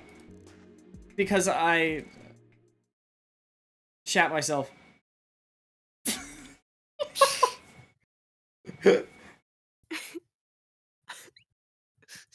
Alright. I just like... Fuck. I'm halfway out the door already. I just like... Fuck. Where did they go? There's not a soul to be found anywhere. If I were a bitch, where would I harass someone in secret? Shoot, whatever's between them, I hope it isn't turning physical. I mean, she wouldn't... Would she? My hands clench tighter and tighter as I focus on walking faster. Finally, something snaps me out of my trance. The faint squeaking of metal. I've heard that sound before. Move towards the source, just beyond the door of the nearby classroom. Judging from the paraphernalia covering the door, I think this is the algebra room. Grab the handle and haphazardly throw the door open, praying that I'm not about to rudely interrupt a teacher for the second time today. What? Looks like shit. How am I? Should be happy it's done. Two heads turned towards me in a mix of anger and surprise. They're heads of girls I was looking for. It's like the sudden three-way standoff. It's definitely not intended to be a factor in whatever this is. I really should have thought about that before barging in. Thank Raptor Jesus she's okay. What the fuck are you doing here? I should ask you two the same question. Oh my god. Look, Baldy, now's not the time. Don't talk to him like that. Yeah? Or what? I told you not to be followed. You were there when I left. He just heard you screaming like a maniac. I've been forgotten already. Hey!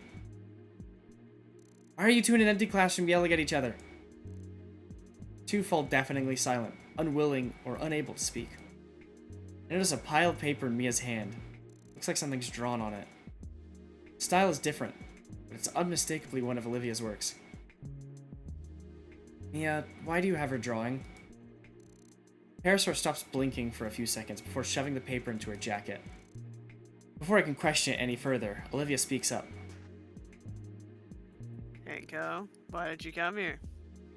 You seemed like you were in trouble? How touching.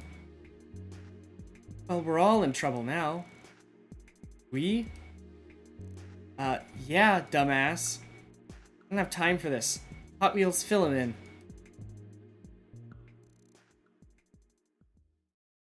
What's the big issue?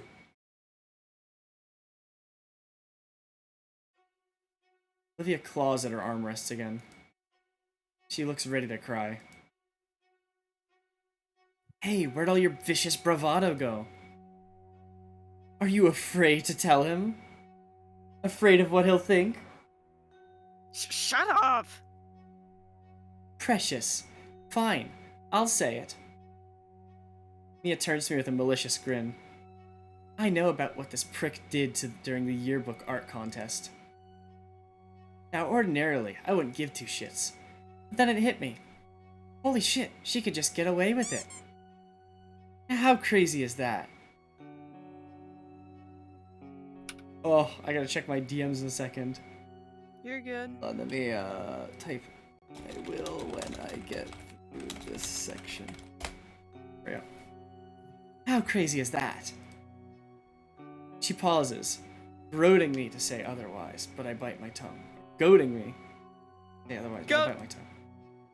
Like a shark smelling blood, she starts to circle me, continuing her taunts. Then one thing leads to another, and now we're helping each other out. After all, the school found out, I think it leaves a permanent mark on her unemployable ass. What? Yours too, probably, since you're involved and all. My teeth creak painfully from my clenched jaw, and yet the blood drained from my face. I'm talking about her record, you mouth breather. Art's her big break, right? Skipping the whole rigmarole. It's just a bit simple. So Olivia draws up some BS group projects for me, some friends of mine, turns them in, makes sure the old instinct goes away. I managed to earn back some feeling in my consciousness. Just long enough to defy her. But that's blackmail, that's cheating, that's wrong. Oh my god, that's fucking precious. Mia blinks a few times before turning to look at Olivia, then back to me, then back to Olivia. What are you, disappointed in her now? Bet you made her pinky swear she'd never do anything like that again. She leans closer to me, a faux whispering. Sorry to break the news, Inko, but your friend here is a liar. Don't listen, I wouldn't be... She was threatening me. Threatening? Honey, if we were swapped, you'd see my ass hang. All I'm doing is making things better for the both of us. Not my fault you tried to get away with cheating. You'd think a cripple like you would have more shame than that. I watch Olivia's eyes start twitching. Mia's really starting to get to her. Can't let her keep talking to her like that. Mia, just stop it, okay? She really doesn't need this right now. Can't you both just walk away and pretend this never happened? Shit, Inko, you're good. You hear that, Olivia? Wait, but I didn't mean... Olivia's staring at me with a look of betrayal that threatens to tear my heart in two. God damn it, why can't I stop talking for once? He meant it, he didn't mean it like that. Mia waves me off, turning to face her target once more. I bet you'd love to walk away from this, but things don't just work out that way, do they? Well, that's why you didn't want Inko knowing you're still a dirty cheater. Shut up! Oh, relax, it's not a big deal. No, I'm sick of this. You already admitted it. Art's my big break. You're only doing this because art is all I have. Your record is fucked. You lose nothing if we get caught. It's Tuesday for you. But me, it's all I have. You're embarrassing yourself. You know I can't lift or run or carry or dance or fucking anything you do on a daily basis without even thinking about it. I can't ever do anything else because of these fucking legs and this fucking chair. Why can't any of you just leave me alone? I just want to draw, for God's sake. Mia rolls her eyes and takes a step closer to Olivia. That's a nice outburst and all, sweetie, but I really thought you were smarter than this. Olivia wipes away at her eyes with her sleeve. What? Mia takes another step forward. Think, handbag. Would I really go through all the trouble of making you do this junk for middling grades? If your work were crap, you wouldn't have a record to hold over you. Everyone knows you're the best artist in this place. You're just stupid about it. Olivia's mouth hangs open, but no words come out. You're the kind of idiot to let this sort of comment get to you, so let me be the first to say, congratulations, Olivia. You have a fan. Anyways, Inko. Oh crap. Ah! No. Distractions aside, you're in on it now too. You don't want Olivia to starve now, would you? Her words, not mine. Say a damn word about any of this, she's doomed. Do you understand me? I try to muster up words of defiance, but just past Mia's desk there, I spot Olivia's horrified expression. Hello, Baldy! I'm waiting for your answer, Skinny! I honestly don't know what to say or do in this situation. No. Excuse me? Let me think this over with Olivia. Think this over? You dense or something? This is a simple yes or no question. You can't seriously frickin'... Mia pinches the bridge of her snout and lets out a tired sigh. Snoot. Fine. Snoot. Snoot. Snoot. Snoot. Two of you talk it over and reach some kind of resolution. But that don't change the fact of what I said earlier, Inko. Don't say, I don't do nothing nice. Think carefully, amigo. You got a hell of a lot more to lose than I do. Mia only gives me and Olivia one final glance before unceremoniously leaving the room. It takes me a bit to recover my thoughts. I never thought Mia would go this far. Olivia right now, she must be... I stand up from the floor, slowly approaching the alligator. He looks like a mess. Why? Why did you have to come in here? I'm sorry, I was just so worried about what Mia could have been doing to you. I wanted to make sure you were alright. Olivia grips her armrests. I was alright. I had it handled with Mia. But to basically be her slave? Doing all of her work? Not all of it, just whatever she needs to pass. I'll take the seat next to her there. She threatened me that she'd go to Scalar and spill everything. And if Scalar knew that I swapped art, she'd know that it was with you. I couldn't let her do that to us, so I got desperate. I told her I'd do anything she wanted. That's how I got mixed up with her. Let out a deep and heavy sigh. Olivia, I can understand why, but I heard how Mia was treating you before I came in. Even when you're doing her work to save your skin, she's still treating your art, and more importantly, you, like garbage. My words rip through the gator girl's fragile heart, her face contorting into a fierce snarl as even her eyes grow wet. Miserable. You know that. Olivia looks away from me, her face scrunching up as tears well in her eyes. I don't know what to do. I don't even know I can trust her to keep her word. And now that you know what's going on, Mia's gonna have a noose around both our necks. The gravity of the situation settles in. Feels like something in me is both frozen over and ablaze. There's only 6 months left in the semester. It's not like she's asking for something impossible. Her eyes regain some fire as she smiles. I'll just have to tough it out. Keep making art to shut her up, and this whole stupid thing can blow over. She's been going through this for so long and she's still... That's just... out of options, and so is she. I just blurt out the first thing that comes to mind. Why not tell Scalar about what Mia's making you do? Scalar, are you out of your mind? You saw how she handles things around here, especially with that auditor breathing down her neck. I'm trying to avoid getting caught. Right. Okay. Atacon? For a split second, I see her mask crack, the real worry evident in those silver eyes shaking. Then no. Olivia makes a show of clearing her throat. Mr. Atacon doesn't need to hear this either. You know he'd be able to. I can do this on my own. Her balled-up fists quake wildly as they slam onto her armrests. Gator Girl does her best to hide her wince. I really don't think we can fix this if we're not working together. There's nothing to fix. I told you I have it under control. Just please, Inko, I need you to trust me on this. Don't ruin this for me. I do trust you! Her voice is softening, as if she's been fully drained now.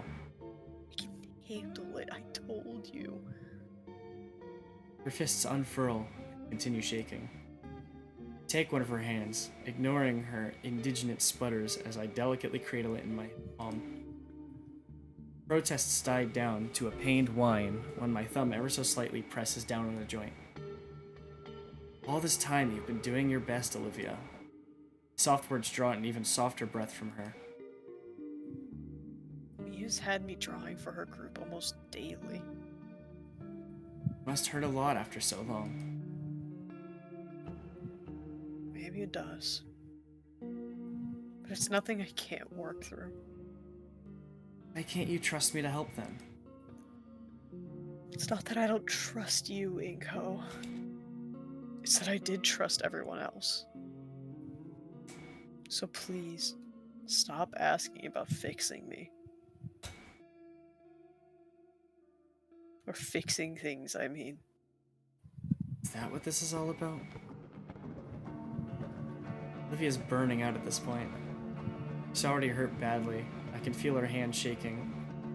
It's beyond the point that either of us alone can handle. I let go of Olivia's hand, watching as she takes back her hand and settles it against her chest. I hook a nearby chair leg with my foot and drag the seat closer. Close enough that I could sit down right next to the baryonyx. There you go. I find that being next to her like this makes it easier for what I'm about to say. Breathe in, breathe out. Meeting her eyes once again, I speak my honest thoughts. Mr. Atacon can help Olivia. Her teeth grind together, as though contemplating mauling my face off. Please, hear me out. I want to trust you, Inko, but I'm just scared Ionicon will hate me forever for this. He's the only one that's ever made me feel like my art is worth something. I can't lose him. Look, we can get you out of this. Of course Ionicon will ever understand. Even go to bat for you. If you're the one to speak up, it means you're the one getting back at Mia. She won't have power over you. I just can't give it all up like this. How can I trust you with my entire future? You have nothing to lose. I have everything. You trust Ionicon? He really just let that happen? He has no reason not to throw you under the bus. Does he? Of course not. Mr. Adicon is the only teacher that's never given up on me. I'm here with you too. Not alone, Olivia. But you need to accept our help. Please. Olivia looks me in the eyes for a few seconds before sharply snapping her face downward. Her body then begins to quiver, almost as if she trembles with a mixture of cold and fear. Olivia. I get up from my chair and reach out to grasp her shoulder to try and comfort her somewhat. It's okay. I'm here for you. Olivia's shaking lessens, giving me hope that my words were starting to reach her, but not 2 seconds after those thoughts crossed my mind, Olivia's shaking resumes once again. Shaking is followed by sniffling, at which point I noticed tears rolling down Olivia's snout and falling right onto her lap. Olivia... Oh! Before I can finish my words, Olivia lunges forwards to wrap her arms around my abdomen, bring me forward, burying her face into my stomach. I like that frame, just...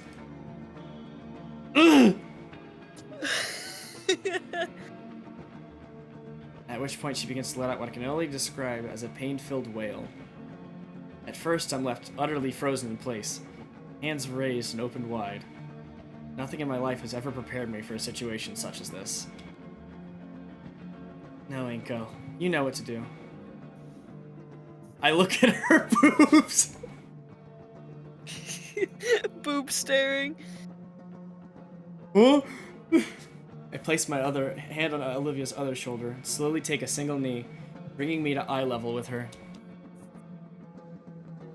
Then, without saying a word, I tighten my embrace, allowing her arms to wrap around my neck as I wrap my arms around hers. My waist is pulled closer too by her boa-like tail that's become an impromptu belt harnessing me to the gator girl. There's distinct thumping in my chest, rhythmic and relaxing. Realization that her heart sets my fire ablaze. That realization that it's her heart sets my face ablaze, but it also brings a smile to my lips. Okay, question. When you're nervous, does your heart actually pump harder, or like... Depends. But, typically, yes. Or not like it'll pump harder, but you'll notice your heartbeat easier. Okay. And depending on the action or what's going on, or what you're thinking, your heart will beat faster due to anxiety and Got it. adrenaline. Close my eyes and let myself become lost in the warmth of Olivia's embrace. When we break apart, I check on our time limit. My phone says there's still 20 minutes before school's out. Hopefully Ioticon has a free period now. You ready? Olivia gives a small nod. I get up and start towards the door. The door held open with the back of my shoe. I look back at her. Olivia wheels over, she grunts with each push. Oh crap, I'm an idiot. Once she reaches me, Olivia gives me a very meaningful look. I don't really get its intention. I don't really get to intent till her tail wraps around my wrist. Oh, right. Taking Olivia's reins for her, we start towards our art teacher's room in companionable silence. Ah! Anyways. Man, I can't wait to go home and relax. Maybe open a bag of chips. Olivia's tremoring has fallen. Fallen to a 2 on the Richter scale, so that's nice. There's a train outside. You've seen enough, Mia, to last a while. There's a train outside! Sorry, I just heard, like, from the train outside. Oh god, fucking man. Then again, so have I. Me You when I probably- hear a train outside? Sorry.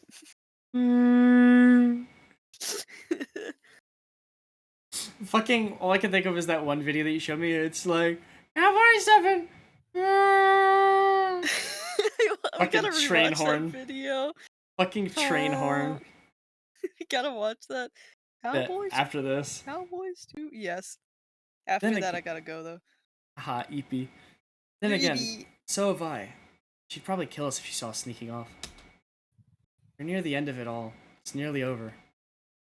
It's the first bit of quiet that we get. It's the sounds of Olivia and I walking through the halls. Olivia's gripping my wrist pretty hard. She's still pretty tense. Say, maybe there's a massage place around here. That'd be pretty nice right now. Wait a second. Just the sounds of Olivia and I walking through the halls? Something ancient awakens in me. An icy chill runs down my spine as if there's a knife poised just behind my neck. Gator Girl tenses, stiffly turning.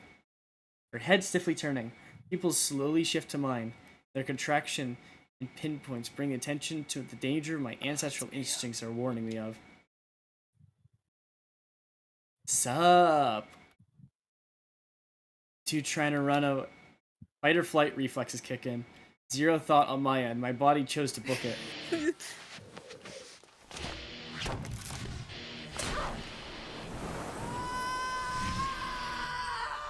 She has a voice.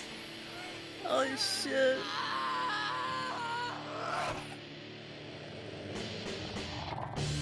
Ah!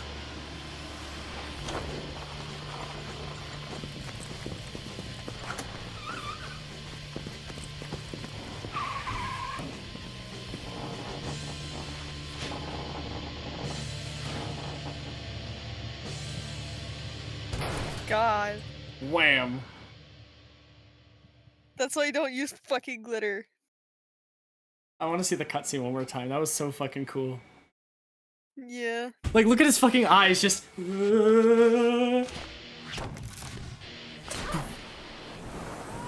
She's did got that a- to herself.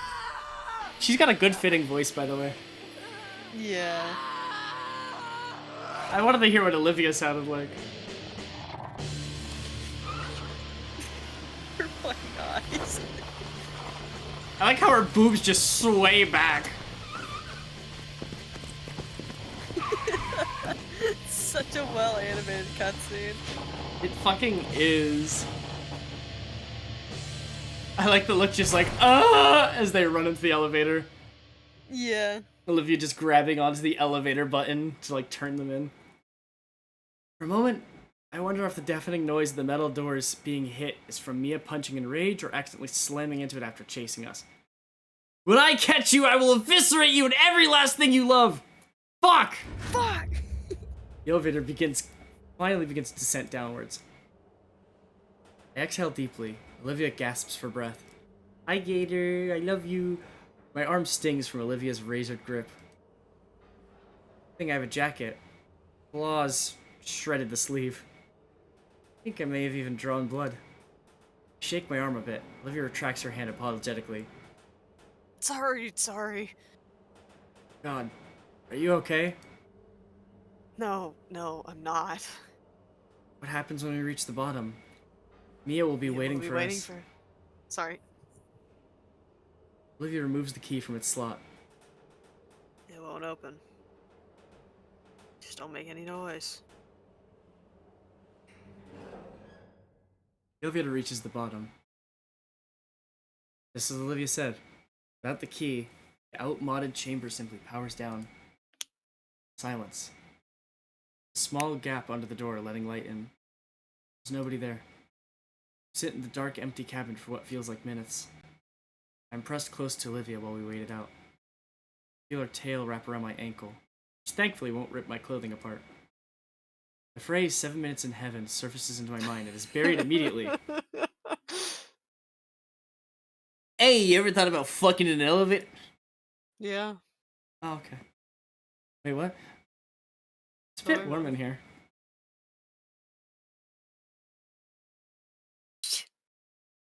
Heavy, rapid footsteps zone in on us, accompanied by the sound of ripping paper. Mia's destroying everything on the walls. You fuckers had better still be in there! You cowards run away! So help me, Raptor Jesus! She's right in front of the door. I hear her heavy breathing and soft thuds as she attempts to put her ear to the door a few times. I try to stay as silent as possible, but I'm afraid that the homicidal parasaur can hear my heart hammered in my chest, pants crapping horror. Mia, with no intention to vent her frustrations verbally, resorts to the next best thing. Physical therapy. We're surrounded by the sounds of ripping paper, dented lockers, and drywall fracturing. On occasion, something hits the elevator door again. Olivia and I don't dare move. I hear other voices. Mia's drawn attention to herself. Who the fuck are you looking at? Do you want one less horn? Find someone, quick. I fucking swear I've had it with that fucking luggage case on wheels. Good luck with your painting when you're eating through a straw, bitch legs, croak a cunt. Olivia takes a sharp breath. Silence. What was that sound? She's being fucking tased! Sounds like a series of sharp cracks. Hey, whoa, hey, it's all cool.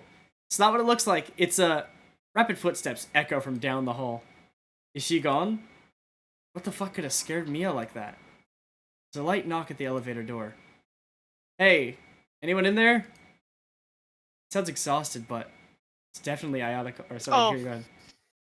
Hey, anyone in there? Sounds exhausted, but it's definitely Ayataka.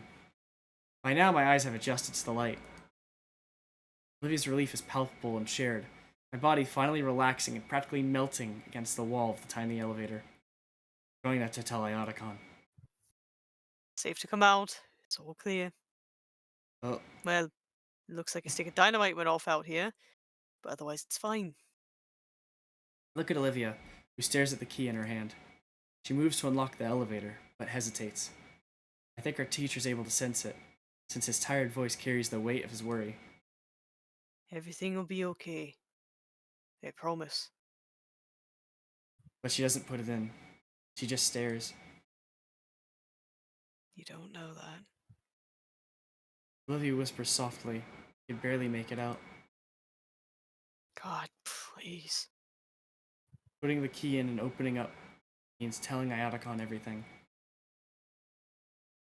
There's no way Mia's letting this slide. Nothing's a safe bet. Nothing can be said for sure. She can't do nothing, and she can't do anything either. So she looks to me, as if I have the answer. The key is offered to me, delicately held between two of her claws. Fuck! I don't know! Hold. I think maybe we... I'm Hold thinking on. we leave the responsibility to her and encourage her to open the door. We don't take the key. You think so too? Don't take the key, yeah. I'm like, I feel like if we take the key, she's gonna be like, no! Yeah. But if we encourage her, and everything's gonna be okay, then it's, you know, she's making Don't the take call. the key. Yeah. My hands cup hers, eliciting a small gasp from the ground. Even with the darkened lenses of my shades, I can make out the moon-silver eyes filled with all the worries of this past month. Worries she'd endured because of our friendship. Possibly more.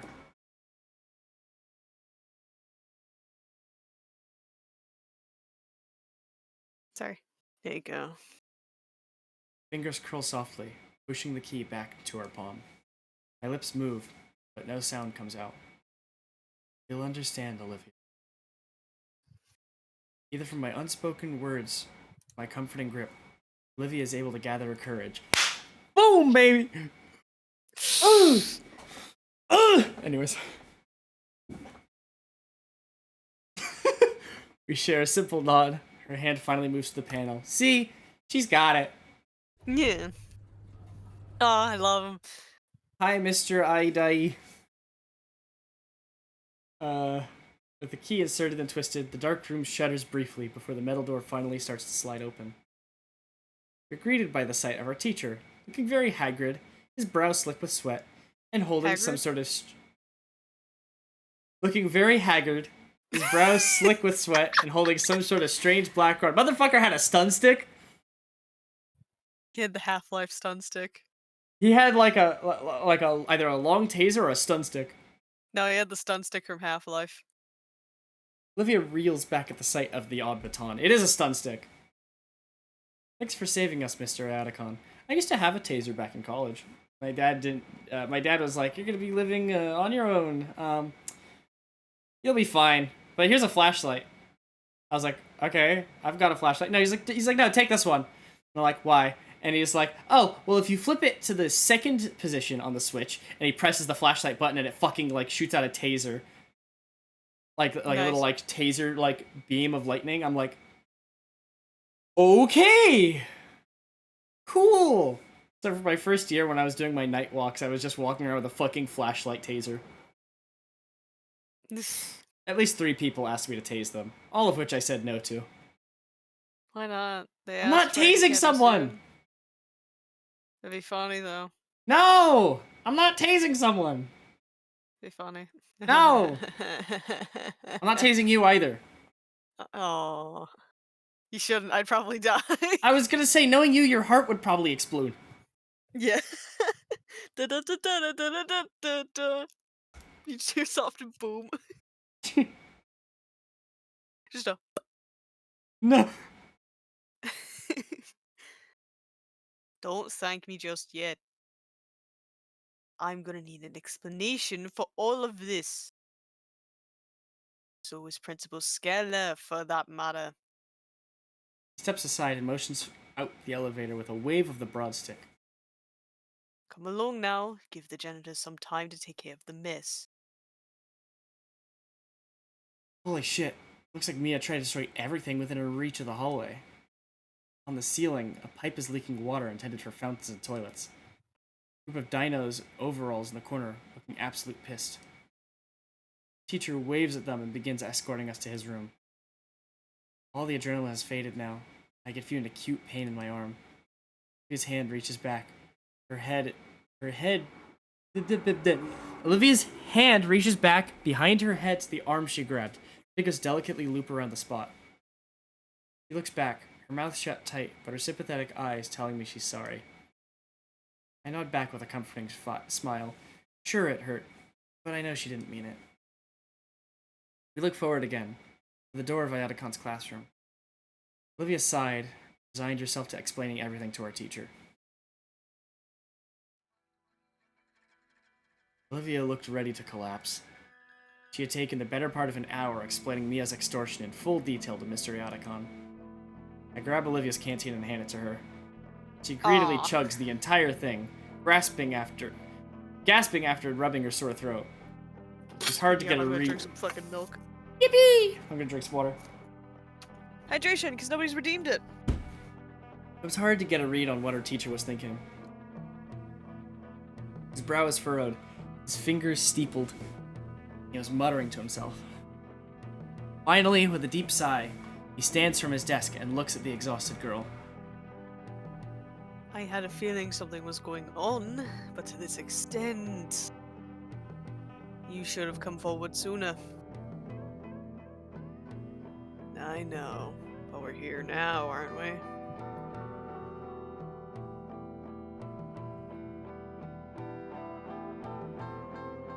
I'm still drinking.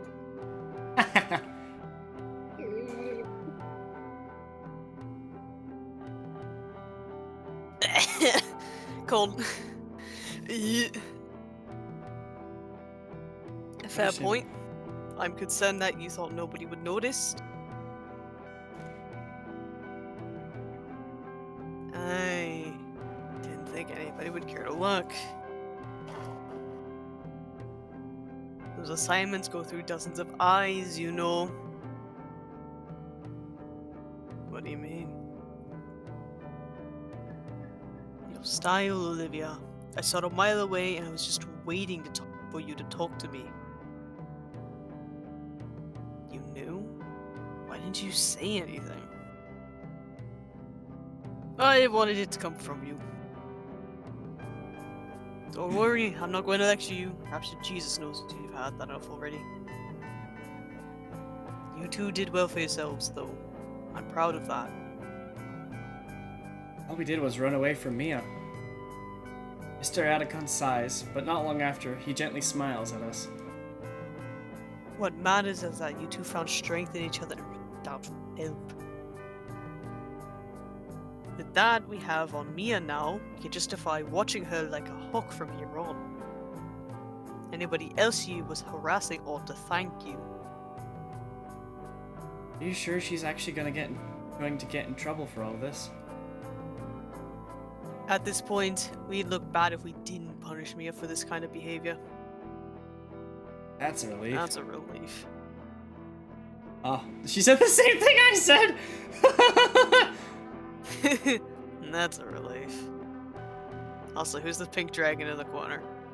What? That's me. Oh, bye. Hi. Come on, you two can hug it down here until school clears out.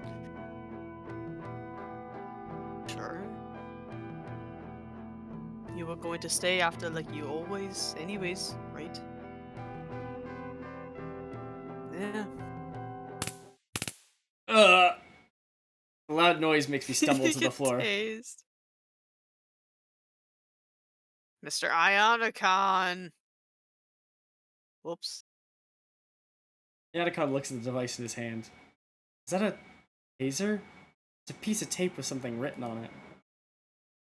Estrus Protocol? Hold on.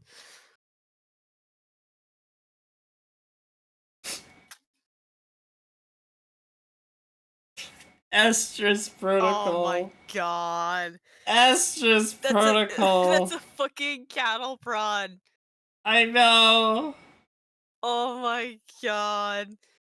Why does he have a cattle prod? Estrus Protocol. Why? Why? Anyways, I'm going to roll to get some things done, like beef.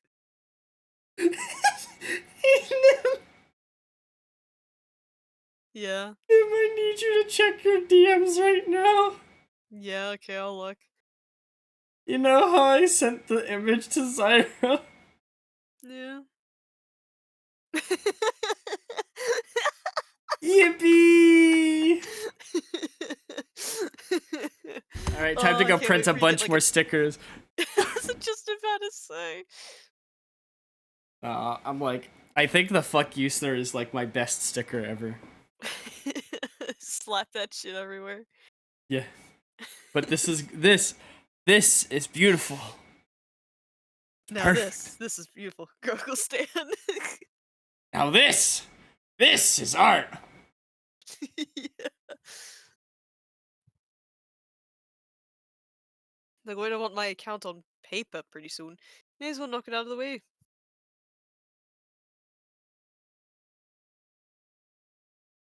No care at all, Mr. Atticon chucks the electric weapon onto his desk, returning to his doorway.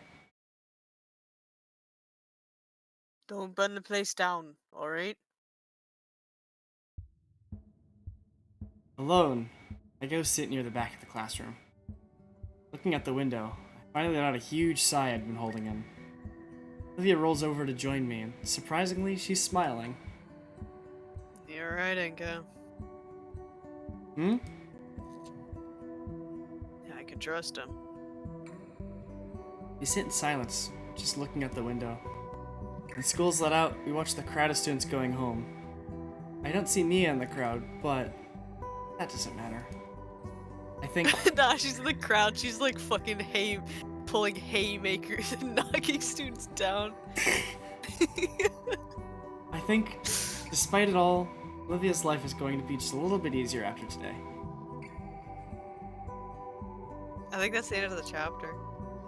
While students know. trickle out of the school, Olivia took the chance to unwind. I figured it'd be best to let her rest. I saw her drooping eyelids finally shut. She looked cute, just napping idly in her wheelchair. Except for the weird bellowing. It was like a snore, except I could feel it vibrating through the floor. With the clouds hiding the sun, the classroom's light turned off, I could do with some shut-eye too. But I can't bring my eyes closed. Instead, I look out the window. A layer of clouds overhead steadily grows more dense, casting a darker shade on everything. Light raindrops prick against the glass.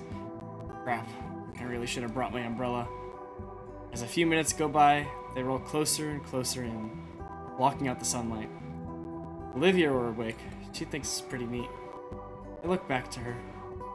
Maybe I could nap too. Just a little. What was... Oh. My eyes are drawn upwards to the heavy clouds in the sky. In moments, the window is assailed by numerous heavy droplets of rain. Holy moly. Trees outside are billowing almost aggressively. Several small branches are dripped in torrential downpour. An umbrella wouldn't help with this. Oh, I know Huh? this weather. What? My phone's blaring an alarm. So is Olivia's. Tornado warning! Yippee! Or is it a, what's it called? Tropical storm. Tropical storm. Dude, I had to deal with a tropical storm for the first time, I think last year. My friend went to a fucking show, and I had, like, what you call it? She came back on one of those electric scooters. I don't know how the fuck she managed to drive that thing with all the flooding on the ground. But she came back soaking wet. She was like, that was such a fucking good show. I was like, you good? And she's like, I'm fucking soaked. Of course, I was the one who had to drive her in the beginning. I drove very slow. God, I remember going. Well, there's a lot of times I've been through like tropical storms, but I remember once in my freshman year of high school, there was a tornado warning happening legitimately in the baseball field of our school. I ran home. Not ran home. I ran to my bus, like, as it was taking place. Luckily, it was, like, terribly strong, but it was still something very mild. Ugh. But I ran to my bus, freaking out, ran to my house, and then that night I saw Infinity War with my friends, because I bought us all movie tickets that night. Let's go! One of the best nights of my life. Loved it. I remember yeah. I remember laughing and crying hysterically at fucking Spider-Man dying. I was laughing when he died. God, you're as fucking bad as James. Dude, literally, like, James, if you're watching this, I love you. We fucking, I forget what movie we were watching. But we were watching some movie together in theaters. Some dumb joke. It wasn't even like a funny joke. The guy just said something on the screen, and some guy, like, middle of the fucking, we're sitting near the back. Some fucking random guy, like, the movie tells like some not funny joke or some like side pun or something. Yo, best viewers, my favorite. Goodbye. What you call it?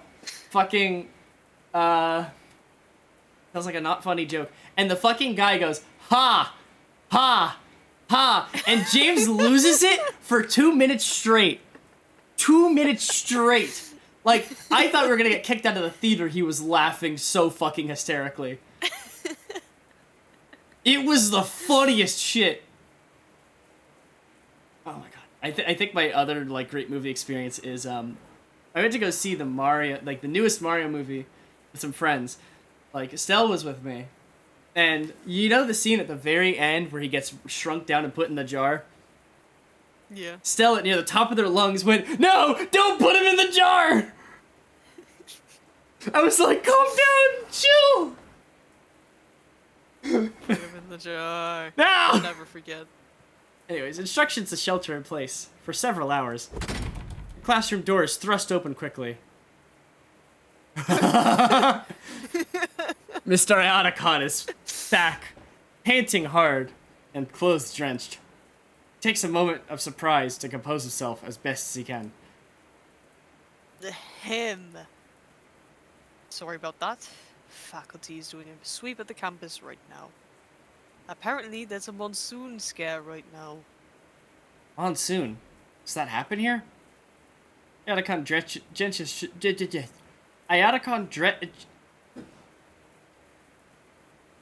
Iotacon gestures. See, you did it too. You did it too.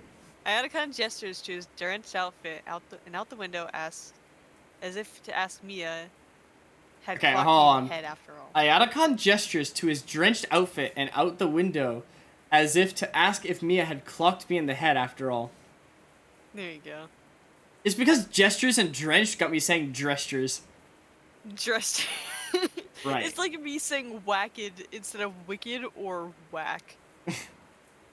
Are we going to be alright? Oh, of course. Schools are designated shelters for the worst disasters. Yep, that is true, especially down here in Florida. If anything, you're safer here than at home. But the hallway outside is open, isn't it? They just finished putting the cover up A cover? just to close the wall, yeah? What do we do now? Iotacon shakes his phone at us.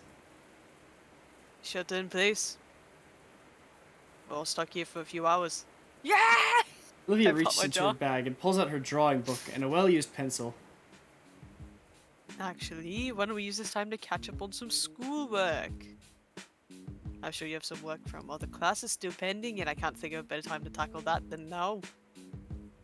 But today's been rough. And can't I do this or finish my nap instead?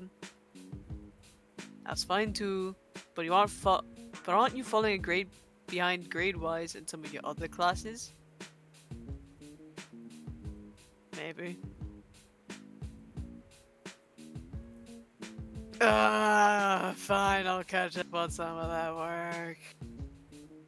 Atticon gives a single nod and smiles. Bye. Olivia puts away her drawing materials and instead pulls out her bulky mathematics books. She sets on the table with more force than necessary, followed by her notebooks. Math textbooks are fucking chunky. For no reason. I never had a math textbook. They're so fucking chunky. Like, they were bigger than my history books sometimes. Why? Some hesitation on her part, Olivia sets herself to work. Meanwhile, I bring myself closer to her in case she wants some help with the work. After a few minutes, it's clear her mind and spirit isn't into the work one bit. Constantly fidgets, taps her pen on the table, looks around the room, out the window. Eventually, she lets out a groan and slams her book shut. This. I'm gonna take a quick stretch break. Yeah.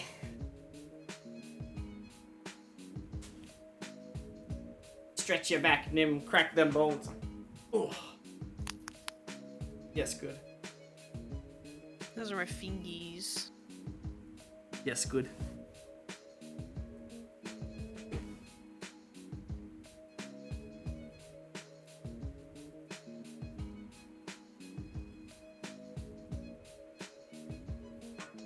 Can I please do something else?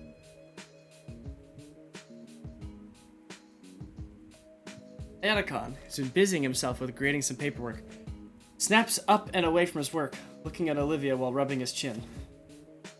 But there is one other thing you could help out with. Would need both of your help with it. Could even consider a new extra excitement. What do you say? I don't know. Today's been pretty rough on Olivia. Absolutely, I'll do it. All right. Wonderful, it's back here. Simp. Starts walking to the back of the room and waits for the two of us to follow him. Whoa, something in the dark room? Oh man, thought we wouldn't get to do anything in there until at least a few weeks of the semester. Are you going to get a head start on this section? Maybe we'll be making prints, learning about the C-41, and... Huh? Oh, Olivia's poking my back. Quit it with the cinematic gate, you're going too slow. Oops. I shake the excitement off and head into the dark room. Atticon holds the door open for the two of us to enter. The inside glows vibrant crimson light. Atticon's suit appears to light up in the red lights, as does my shirt. I've only actually been in the dark room once before. This is so cool. I clasp my hands together. So, what are we developing? This is an important job just for you.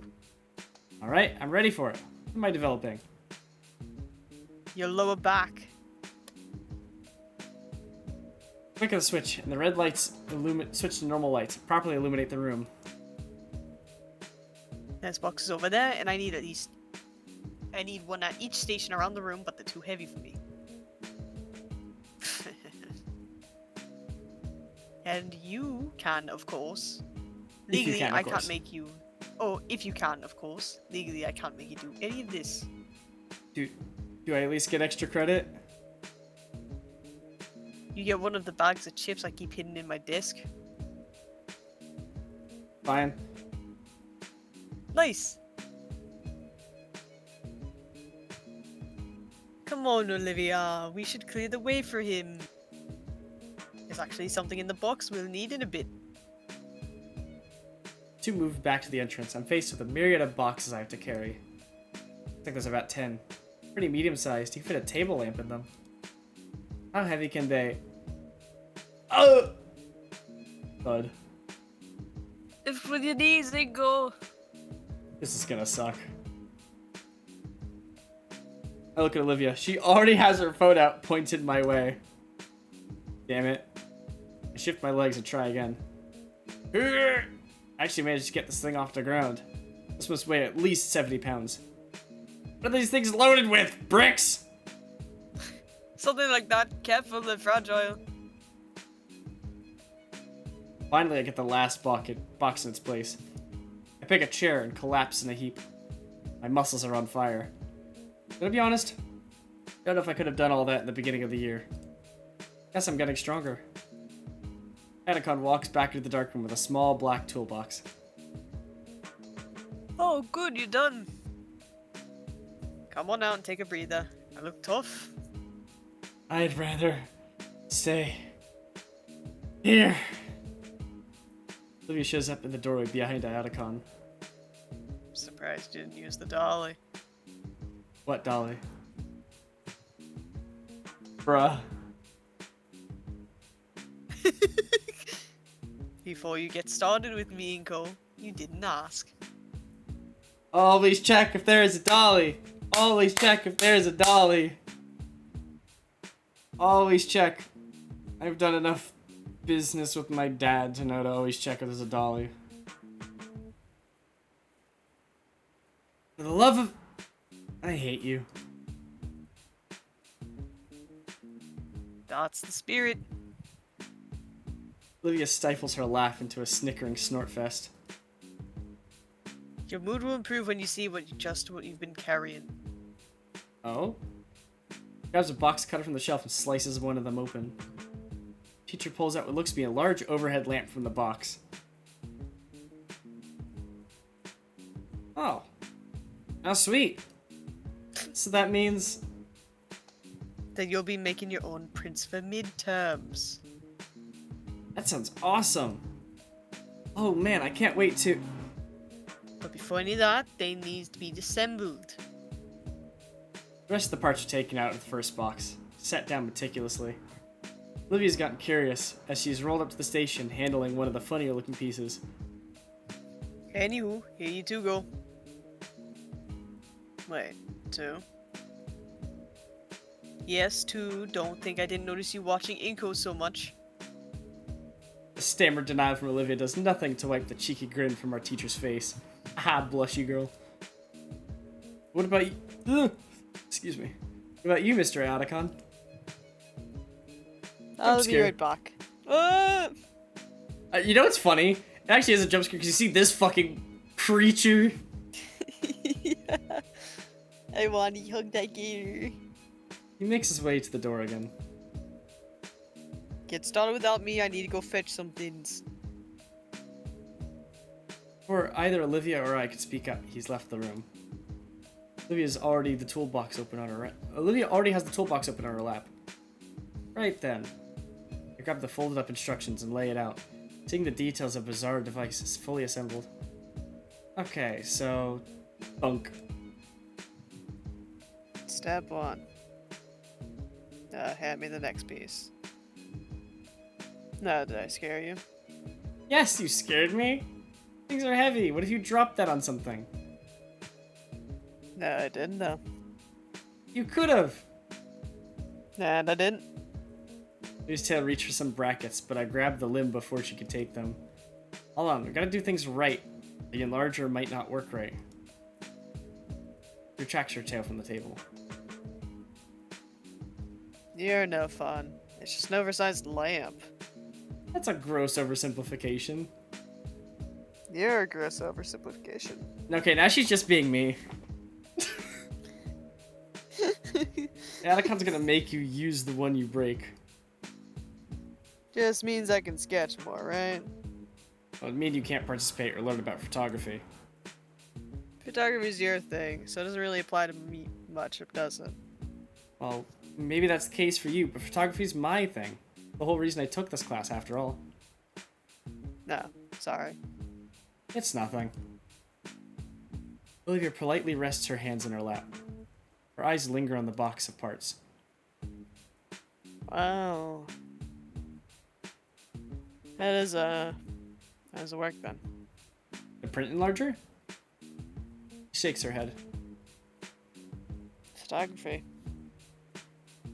Like, why the giant lamp thing? It's all digital today, right? Huh. I think that's the first time someone's actually asked me about it. Sure, I've had lots of mid-shower rehearsals explaining my hobbies and their cultural significance to others, but none of that's coming to me right now.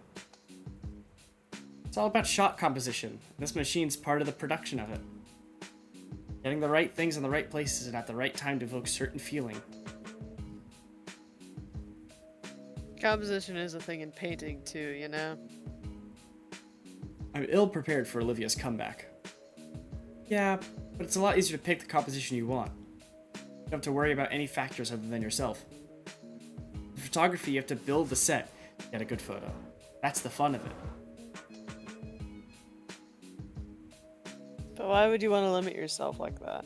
Why not just draw whatever you're taking a picture of instead? You could express all kinds of things you could never express with a photo. Olivia taps a claw on the imager, the metal ping echoing in the room. What sets all this junk apart from just lines on a page? The technique and vision. She smirks at my petulant comment. Fine, I'll show her. I'll prove to you this takes skill. Hold the lighting portion up, make sure it's at the right angle, fasten the last portion of the enlarger in. Plug the machine in, flip the switch, happy that it works right and lights up the entire base. Olivia looks at me with confusion as I move to the entrance of the room, flick the light switch, bathing the room in a bright red. Going back to our workspace, I pull the developed negatives from my backpack, slot the slide in I want into the carrier. And ta-da! The negative carrier in place in the machine. A blurry gray blob is projected onto the base. What? Give me a minute. I hold the manual under the light. To the side of the blob, checking which knob it is you slowly turn them. As the lens below shift, the Rorschach. That is not Rorschach. Rorschach. Thank you. The Rorschach test transforms, gaining more definition until it finally becomes the spitting image of the school's front entrance. I can even do this. Take out the negative and place another on top of it, or slotting the carrier back in, while also increasing the strength of the light. The image displayed is now the entrance with half a dozen semi-transparent students in front of it. What did you do? I overlapped another shot. Backgrounds are the same, and doubled up, so I had to intensify the light, otherwise the entrance would be too dim. So, that would take me a few minutes to do, tops. It'd look a lot better too. She smirks. I think she's feigning her apathy this time. Her tail gives way. It's a lot more technical, I guess. But I only knew how to do this kind of stuff from Mr. Atacon's lecture about negatives. What else can you do with this thing? I don't know, but... What's that smell? Oh, shit. I pull out the negative carrier and wince at how hot it is. Crap, shit. Lydia's quick to rip the plug from the socket. With my sleeve, I open the carrier. See, I've managed to melt the two negatives together. Oh man, I was going to use that. All that work, and I go and mess it up to try and prove something. Olivia's never going to let me live this down. Green Gator Girl lays her sympathetic hand on my shoulder to my surprise. Hey, shit happens. I've ruined lots of paintings in the past too, you know? Takes the reels from the warm metal plate, holds them up to the red light, trying to see through them. How do you grab more shots on this thing? But I liked those shots. So go retake them. It's not that easy, like, it has to be the exact same time and weather and... lighting? The abrupt darkness coincides with the vague ambient sound of the ventilation shuddering to a halt.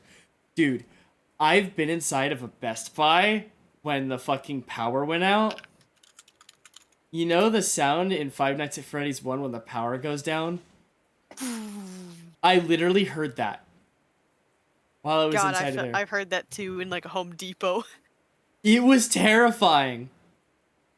Like, obviously the light from outside was still, like, you know, giving way, but the entire place went dark. I just heard, doo, and I was like, ah, ah, for a little bit, you know? Dun, dun, dun, dun, dun, in the Oh, fucking dude, background. I was fucking, like, terrified for a little bit. I ain't afraid of the dark, but damn, that shit scared me for a little bit. I'm used to that because I'd been around, like, because I'd been in so many, like, buildings that lost power before. I mean, I've been It's a inside my common thing house that that happens in loses power storms. quite a bit. Oh. I mean when it came to, like, stores. Ah, fair enough. Yeah, it was wild. If you're in Florida. The entirety of my city lost power that day. God damn. Yeah. For Florida, we've got a bit more, like, things in measure to keep it from happening like that. So it's only, like, certain blocks. Oh no, our power company just sucks ass. Oh, it sucks. Anyways. The abrupt darkness coincides with the vague ambient sound of the ventilation shuddering to a halt. Blackness is all-encompassing. Can't even see Olivia, who I know is right next to me. Dude, I thought your eyes could adjust to pure darkness. No, they can't. Get better at seeing, I guess, L. No, dude, literally, like I've been in a pitch black room, like completely dark. There were some friends and I did an escape room that was in pitch blackness. You do not adjust to it, and you start hallucinating in the dark. You hallucinate. I've got I've got my senses fucking kick into overdrive, and I can see well in the dark. Have you ever been Even in if I'm in pitch pure blackness? darkness, I can at least even if I'm in pitch blackness, if I can't see, I at least know how to sense my way around things. Nah, dude, this shit, like, I ain't afraid. Again, I ain't afraid of the dark, but dude, by the end of that escape You're afraid room, of what's in the dark. no, by the end of the escape room, like, I started hallucinating things. I was like, what the fuck's happening? And they were like, dude, you good? And I was like, I'm gonna sit by the door so we don't lose where it is, because this seems like it's the last door. Like, you just sit there. I'm like, I'm seeing funny things. I think that's because you were psyching yourself out. I Yeah. don't fucking hallucinate when I'm in the dark. No, dude, it's so weird because you try to move your hand in front of you and you see, like, your brain tricks you into seeing, like, shadows of, like, what your hand looks like, even though you can't actually see it. Oh, I don't look for no. When that happens, when I do that, if I'm in pitch black darkness and I try to feel, No. I mean, like, something? waving my hand in front of me. I'm getting to that. Okay. Whenever like something like that happens and I'm in pitch black darkness, if I don't feel something, like if I don't put my hand over that area, I will tell if something's in front of my head like that, because, well, one, I've got a few bits of extra hairs there that can actually stick out, so I can sense if something's close enough. But I just get a weird electric feeling there for me. Fair enough. It was really funny because we were in there with Hannah, And and the running joke is Jimbo, the tallest one of us, was the only one to not accidentally grope Hannah while we were in the dark. All of us were like, we would have our hands out, like, trying to find where we're going, and all of us at least once accidentally did that. She's like, "That's me." I'm like, "Ah." No, if you're gonna be in the pitch black and there's people around you, use your legs more than anything than your hands. I didn't want to bump into anything because there was stuff jutting out. That is true, but use your legs. Oh no, dude, Use trust your legs me. and feet. Trust me. The escape room itself was very tiny. It was only a few rooms long, but it was quite tiny and compressed. We somehow your hands managed. down low. No. I'm getting there. We somehow managed to feel like we were in a massive room. Like, each of the rooms felt massive. Like, it felt like it took like a full minute to get from one side to the other. In reality, it's just because we were shuffling, you know? Yeah.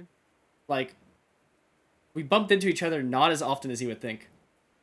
There was one puzzle where we had to, what do you call it? Where we had to, like, spell out a word with blocks. And Hannah and I, like, found all the blocks, put them on the bed, and then she was handing me blocks, and I was confirming that it was the right block. We had to spell 8. And so, she was like, N. I was like, that's an E. I. Yeah, that's an I. C. That's a G. No, wait. What? We couldn't tell if it was a G or a C, so we just tried both. H was easy. We thought it was an I, but we just turned it on its side and thought it was okay. Then T was hard because we thought it was an I. Fair. But it was fun. If you visit, I'd like to see how I'd do. If you visit, I can take you there. I probably can't do it again. But I can pair you together with some people that have it. Fun place. People that are really nice. I feel like I feel like I'd act like a creature in the dark. What if they let me spectate? When I'm in the darkness, I just adapt like a fucking creature. Bro gets on all fours. No, that's what I do. There are times where I walk around the house on all fours. I wonder if they let me spectate. You just want to see me walk around like a creature. Well, they probably have night vision cameras set up in there, so I wonder if they'd let me spectate and see what's going on. Anyways, the blackness is all-encompassing. Can't see Olivia. I know is right next to me. Go. Her voice helps me confirm that we're still alive in some fashion. But there's still a shakiness in her tone, which sends a tense rattle down my spine. Our breathing is the only noise, as if we've been encapsulated in a void of nothingness. I'm still here. I know that. Plant my hand down to brace her shout, feeling the still warm metal of the enlarger base. But, Yeah, I guess the school lost power. Feel something cover my hand, and then squeeze. Painfully. Ow, ow, ow, ow. sorry. Pressure lessens, but she doesn't let go of my fingers. No, it's fine. There's a subtle shake and a scaly limb in my hand. When I brush my thumb across, the limb eases. Hey, stop that. Stop what? Just stop doing that thing you're doing with your hand. I shrug. And then I want to slap my face. I realize she can't see that. Alright. Standing here in darkness of the dark room isn't getting us anywhere. We should go find Wham. Olivia. Ingo. Ah! Ah! My instincts kick in. I hop back to make space between us and the killer. Turn my back to them, becoming a defensive wall. Wrap my arm around Olivia's head to make sure she's 100% protected. Hey, it's me, Mr. Iodicon. Took a bit to find a flashlight, but with how the room is... Look up to the shining white pterodactyl, pointing the flashlight at his own face. Oh. Get off of me, you get... Damn, you don't have to call me a git. Ooh. Bro fucking fell. Oh. I fell down. Oh. He's like he's gonna eat her shoes. Arr, arr, arr, arr. I fell down.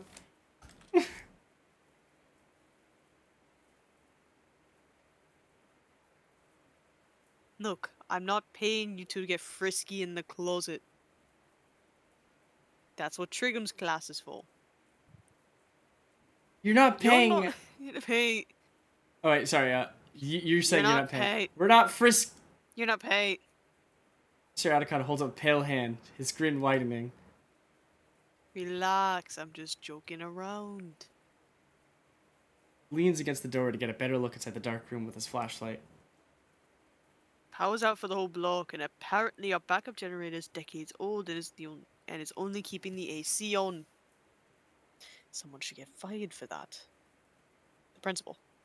Come on, we can wait it out in the studio. Olivia follows me out to the main classroom as we trail slowly in Mr. Atticon's wake. The slow sounds of his gait sets a nice contrast to the rain lashing against the windows. Whoa, it's really coming down outside. Think it'll flood. It floods here? Sometimes. The ground floor classrooms used to have a carpet, you know.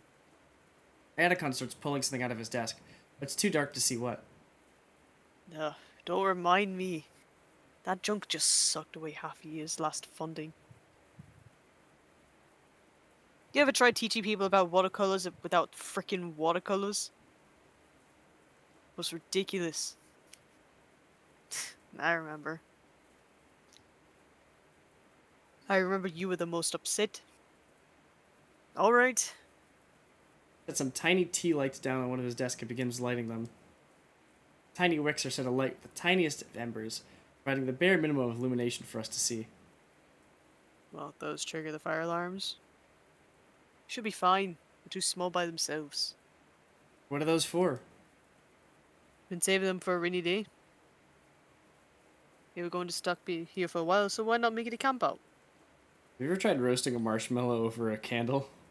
Oh yeah, absolutely. My mom got pissed at me. It's doesn't work out very well. My You're trick just is doing it always wrong. my trick is to always try and light the marshmallow on fire because it's funny. I've got my methods. I made them golden. My mom hated me. I'm good at making them golden, but also it's kind of funny to light them on fire. You're just an arsonist. I like eating fire. I just eat. Camping. I like the sound of that.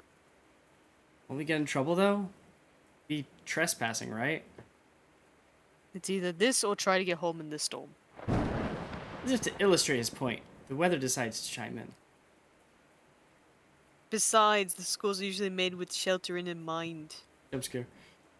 We have to stop it soon because it's almost 1 a.m. for me. Yeah. There's all kinds of procedures for this, like bringing everyone to the gym and breaking out some usually moldy coats. Olivia winces. Those haven't been replaced. Ha! Our budget has been in the red for years, Miss Halford. Part of why we're being scrutinized right now, with that whole audit business. Anyway, we're the only ones left on campus. We're not really go through any of that. All that trouble. So just relax for now. I've already called a taxi for the both of you. Taxi? I made a call as soon as the power went out. Just gonna be a while with how to get one ready sent out. What'll we do in the meantime? Teacher has a wicked grin. You're not done with that homework, right? Oh, I'm kidding, I'm kidding. Time and the storm carry on, yet things are surprisingly calm. Olivia pretends to focus on her work while I pretend to help her. But soon enough, Mr. Audicon starts sharing wild stories about previous semesters. You know, a few years back, somebody tried to take his hat right off his head. Take his hat right off his head. Let me tell you, it's the worst. I'd never seen a shovel fly that fast. Oh, they tried to take Coach Solly's hat. Oh, That sounds appropriately violent. Either way, Olivia slowly loosens the facade of productivity, and I join her not long after. you know, I still owe you for ruining your coat one last year. Oh, forget about it. I have dozens of them in the closet anyway. You too? Eerie ambiance of the blackout is quickly overridden by our combined laughter. Eventually, we run out of things to say. We just wait quietly in each other's company. Atticon slumps downwards in his chair. Oof. Glances out the window, still being assaulted by sheets of rainwater outside. Normally I'd be home by now resting. You two mind if I relax a little here? Nah, go ahead. Thanks. He stretches behind him, cracking his spine against the groove of his chair. Olivia, I've been meaning to say. Huh? You're usually so quite reserved. Isolated even. I've noticed you a bit more friendly recently. Huh? You think so?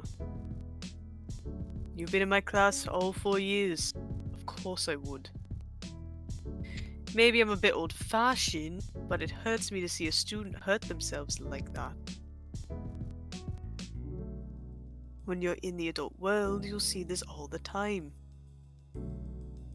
Someone's in a rut, and they tend to just stay there until their days blend together instead of lifting themselves up. Like they got all the time in the world.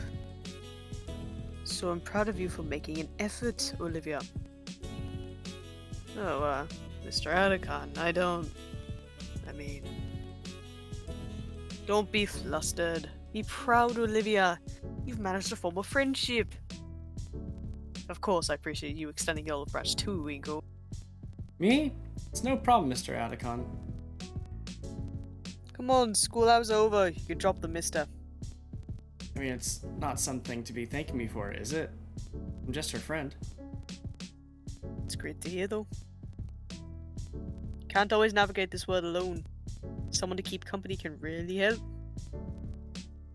They can. More than you can imagine. Atacon leans forward to place a hand on both of ours. He just barely makes contact with Olivia's wrist when she winces and yanks it back. Shit. Olivia? You alright?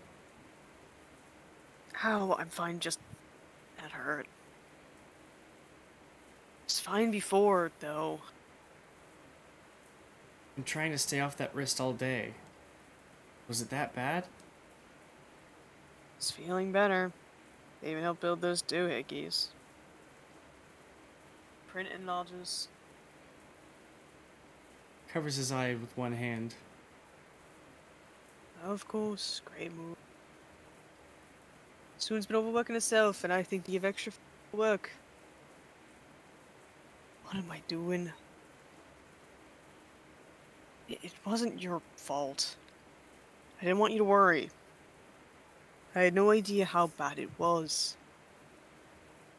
Leans forward again, gently holding Olivia's wrist, inspecting it, being careful not to cause any pain. You need to take care of yourself, Olivia. If something were to happen, I know you'd be completely beside yourself. I know. I know you were doing extra work, but how did it even get this bad? It was a lot of extra work. Doing a whole group's assignments on top of my own. For the last 3 weeks. Basically all my free time. It's great practice, at least that's what I'm telling myself. Olivia does her best to hide her wincing as the teacher tests her arm. I never would have made it to graduation. All because of that painting you switch. He shakes his head and lets go of Olivia. No, goes further than that. That painting was all because of the pain you've been going through all these years. All because of that first contest entry hanging in the gala. Your first venture into your world. And it went how it did.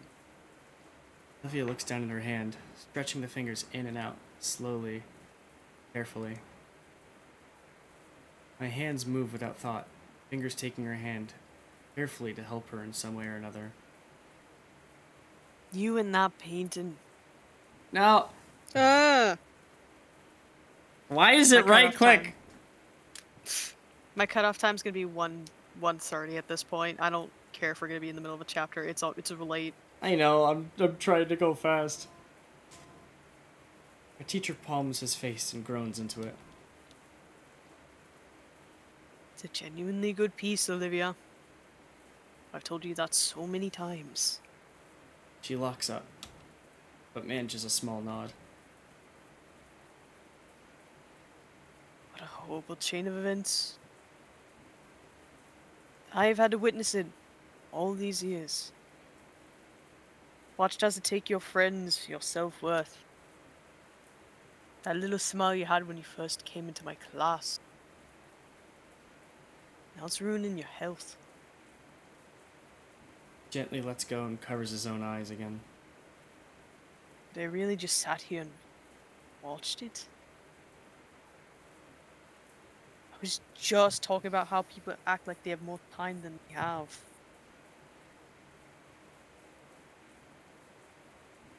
Iotacon? Are you alright? I'm super. More than okay. In fact, I've made my mind up about something. You. Take her to the gala, please. There's something I want you two to see. You... No words, just do it, please. I nod.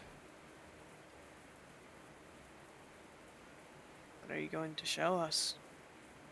He stops at the door. Something you should have seen a long time ago. My shoes slosh noisily through the flooded hallways as I slowly head back to the main building of the school. Olivia herself had used her arms to tuck her legs upon the seat, her head now resting on her knee. Iadicon didn't seem to care, each of his steps splashing the water around his soaking slacks. Drains in the floor working overtime to keep the water at minimal level. Unsettling feeling washes over me as we enter the atrium, the interior of the school pitch black from the lack of lighting. As we aren't dealing with wet floors, navigating the hall is dark, and in the dark is a new difficulty. Olivia brought out her phone, using its flash as a light to shine our way out. I'm still unnerved. The only sound I hear is the squelches of my shoes and the awkward dripping from both Olivia and I. Then I realized that Iadicon had left us behind. Mr. Iadicon? Voice bounces down the dark halls of the school. Did you see where he went? Kinda. I think he went that way. I just make out Olivia's hand pointing thanks to her phone, towards the school's offices. I keep pushing Olivia, taking my time as I feel my shoes threaten to slip with each step I take. It's slow going. Between the eerie darkness, my slow steps. Should have taken us a minute at most. Takes about 3 minutes for us to arrive at the gala. Well, here. The storm rages against the glass ceiling. It's normally a source of the hall's natural lighting. It's completely obscured by the typhoon. Still no sign of Iadicon. He died. I withdraw my phone and turn its flashlight on too, hopes of improving the situation. I can hear something else, aside from us and the rain. Something that's getting closer. Tiny red light in the distance with the sound. Tiny ember bounces, sways in rhythm with an odd tapping. Till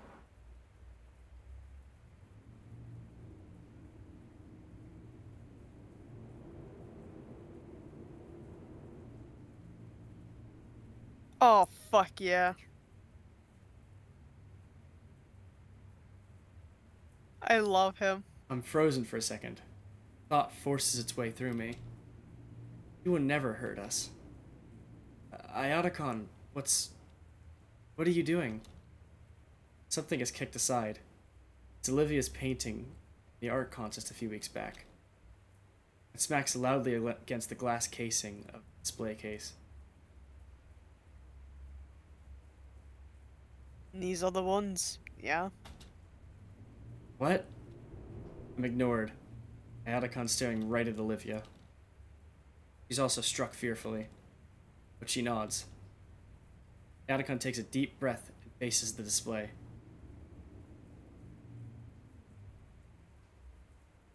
What are you going to do with that? Hey, Iadicon, wait, this is a bit extreme, isn't it?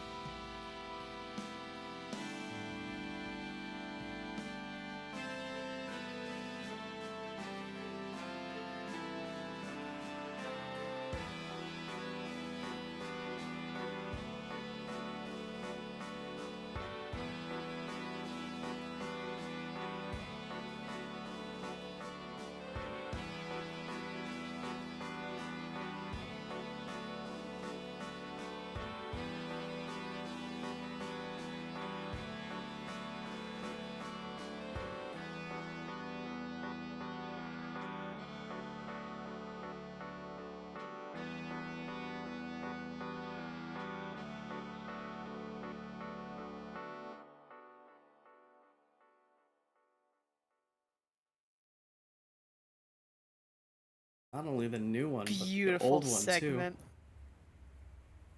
He destroyed the old one too. Beautiful. Good. Fucking good. I love him so much.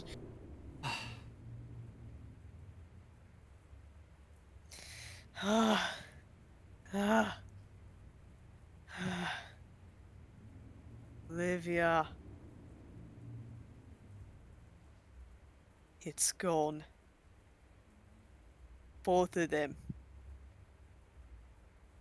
Should have been done long ago. Yeah. I can't. This is. It's crazy. I know.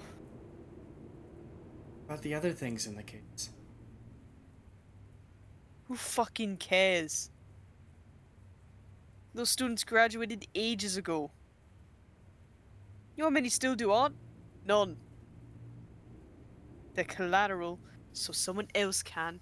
Fine, be me. But Olivia, you've got no other big paintings now, do you?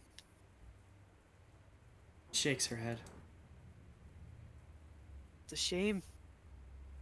What I just did. I can make another. Sorry, someone messaged me. Yes, that's what I needed to hear. You make me so proud to hear you say that. Do you remember in sophomore year when you challenged me to think of something I wanted to do and set a goal to do it? Of course.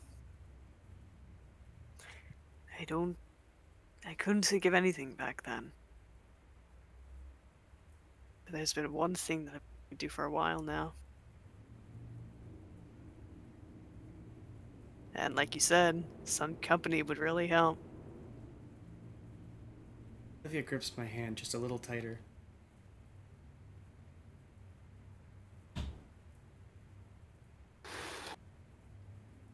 It's not to laugh. Never. Would you mind asking me again, Ionican? Sure. I believe it was...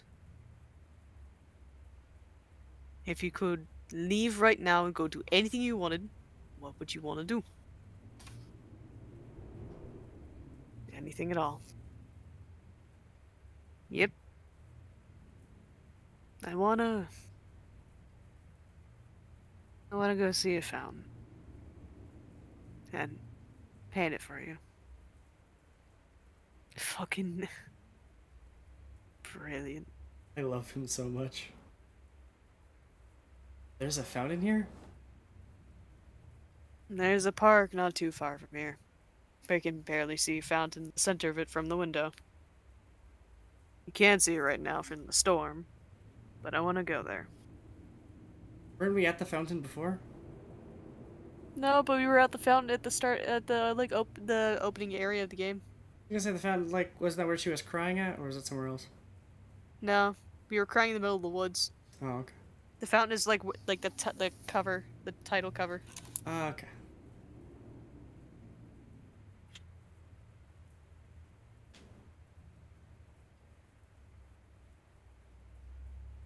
I think I know of it. The one in Stig Equestrian Park. That's wonderful, Olivia. Atticon stumbles a bit.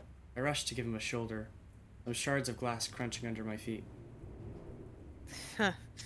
Good thing power's out. No cameras up or anything. Won't you get in trouble for this? I'm always in trouble for something. Ordinarily, I'd just take the hit. Especially for something like this. That Mia chick can take the fall. Yeah! Yeah! Yeah! I mean, it makes sense. He does have an alibi, and he does have a reason to blame her. Yeah, not only that, these people have been staying with him the entire time. Mm-hmm.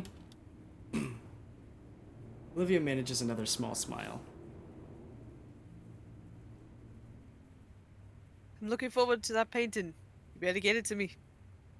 I feel like my midterm or final project is going to be me taking a picture of her at the fountain. I will. And you better help. Of course. Atticon motions for us to wait by the school's entrance. For a while, we sit there.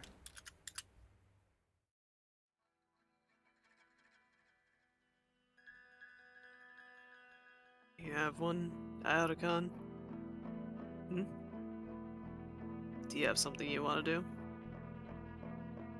I'm already doing it. No, really. Really? Teaching high school is a great job that no one ever regrets. You should pose that question to Inko here. Told his character development, he's barely said a word. Alright, Inko, what about you? What do I want to do? What do you want? Huh? I could pick anything. Yes. Hold on. I want to find true love.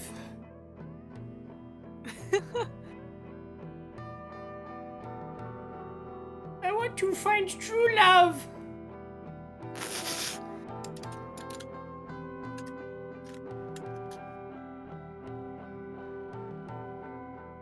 I have a feeling it is just I want to find true love. I don't know. Or it's I want to make plenty of friends. I think I want to go to college is how you make Olivia go, oh.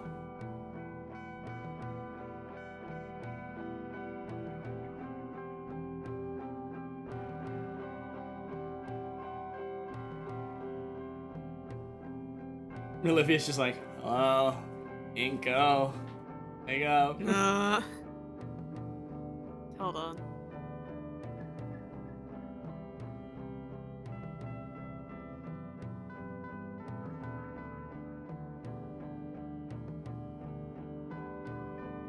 Hold on.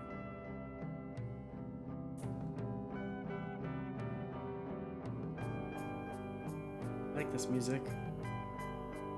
I think we're at Rain, which is chapter 11. There's no points to be had.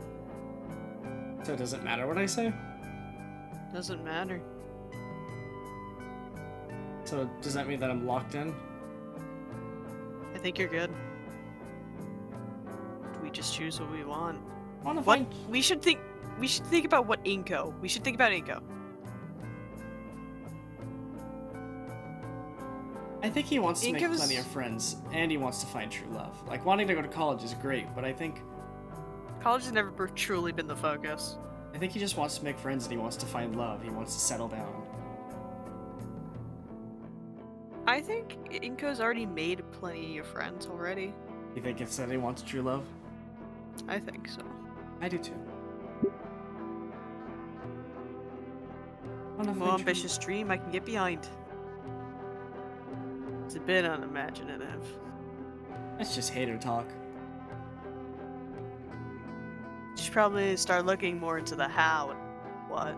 Hang on, I'm curious. Wow! Wow! It really doesn't matter. Like, you would know. I could totally do it. Sure thing, Mr. Successful. Your blog doesn't even have 10 followers. You looked me up! Yeah, got bored. You should at least follow me if you're gonna cyberstalk me. I'll follow you when you make good content.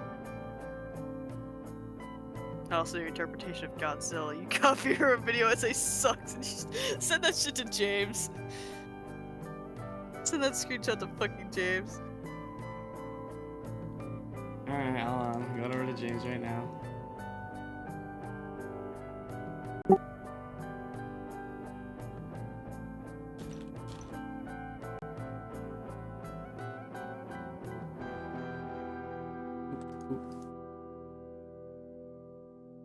I copy Atacon's motion with the axe and karate chop Olivia's leg. I didn't feel that, jackass.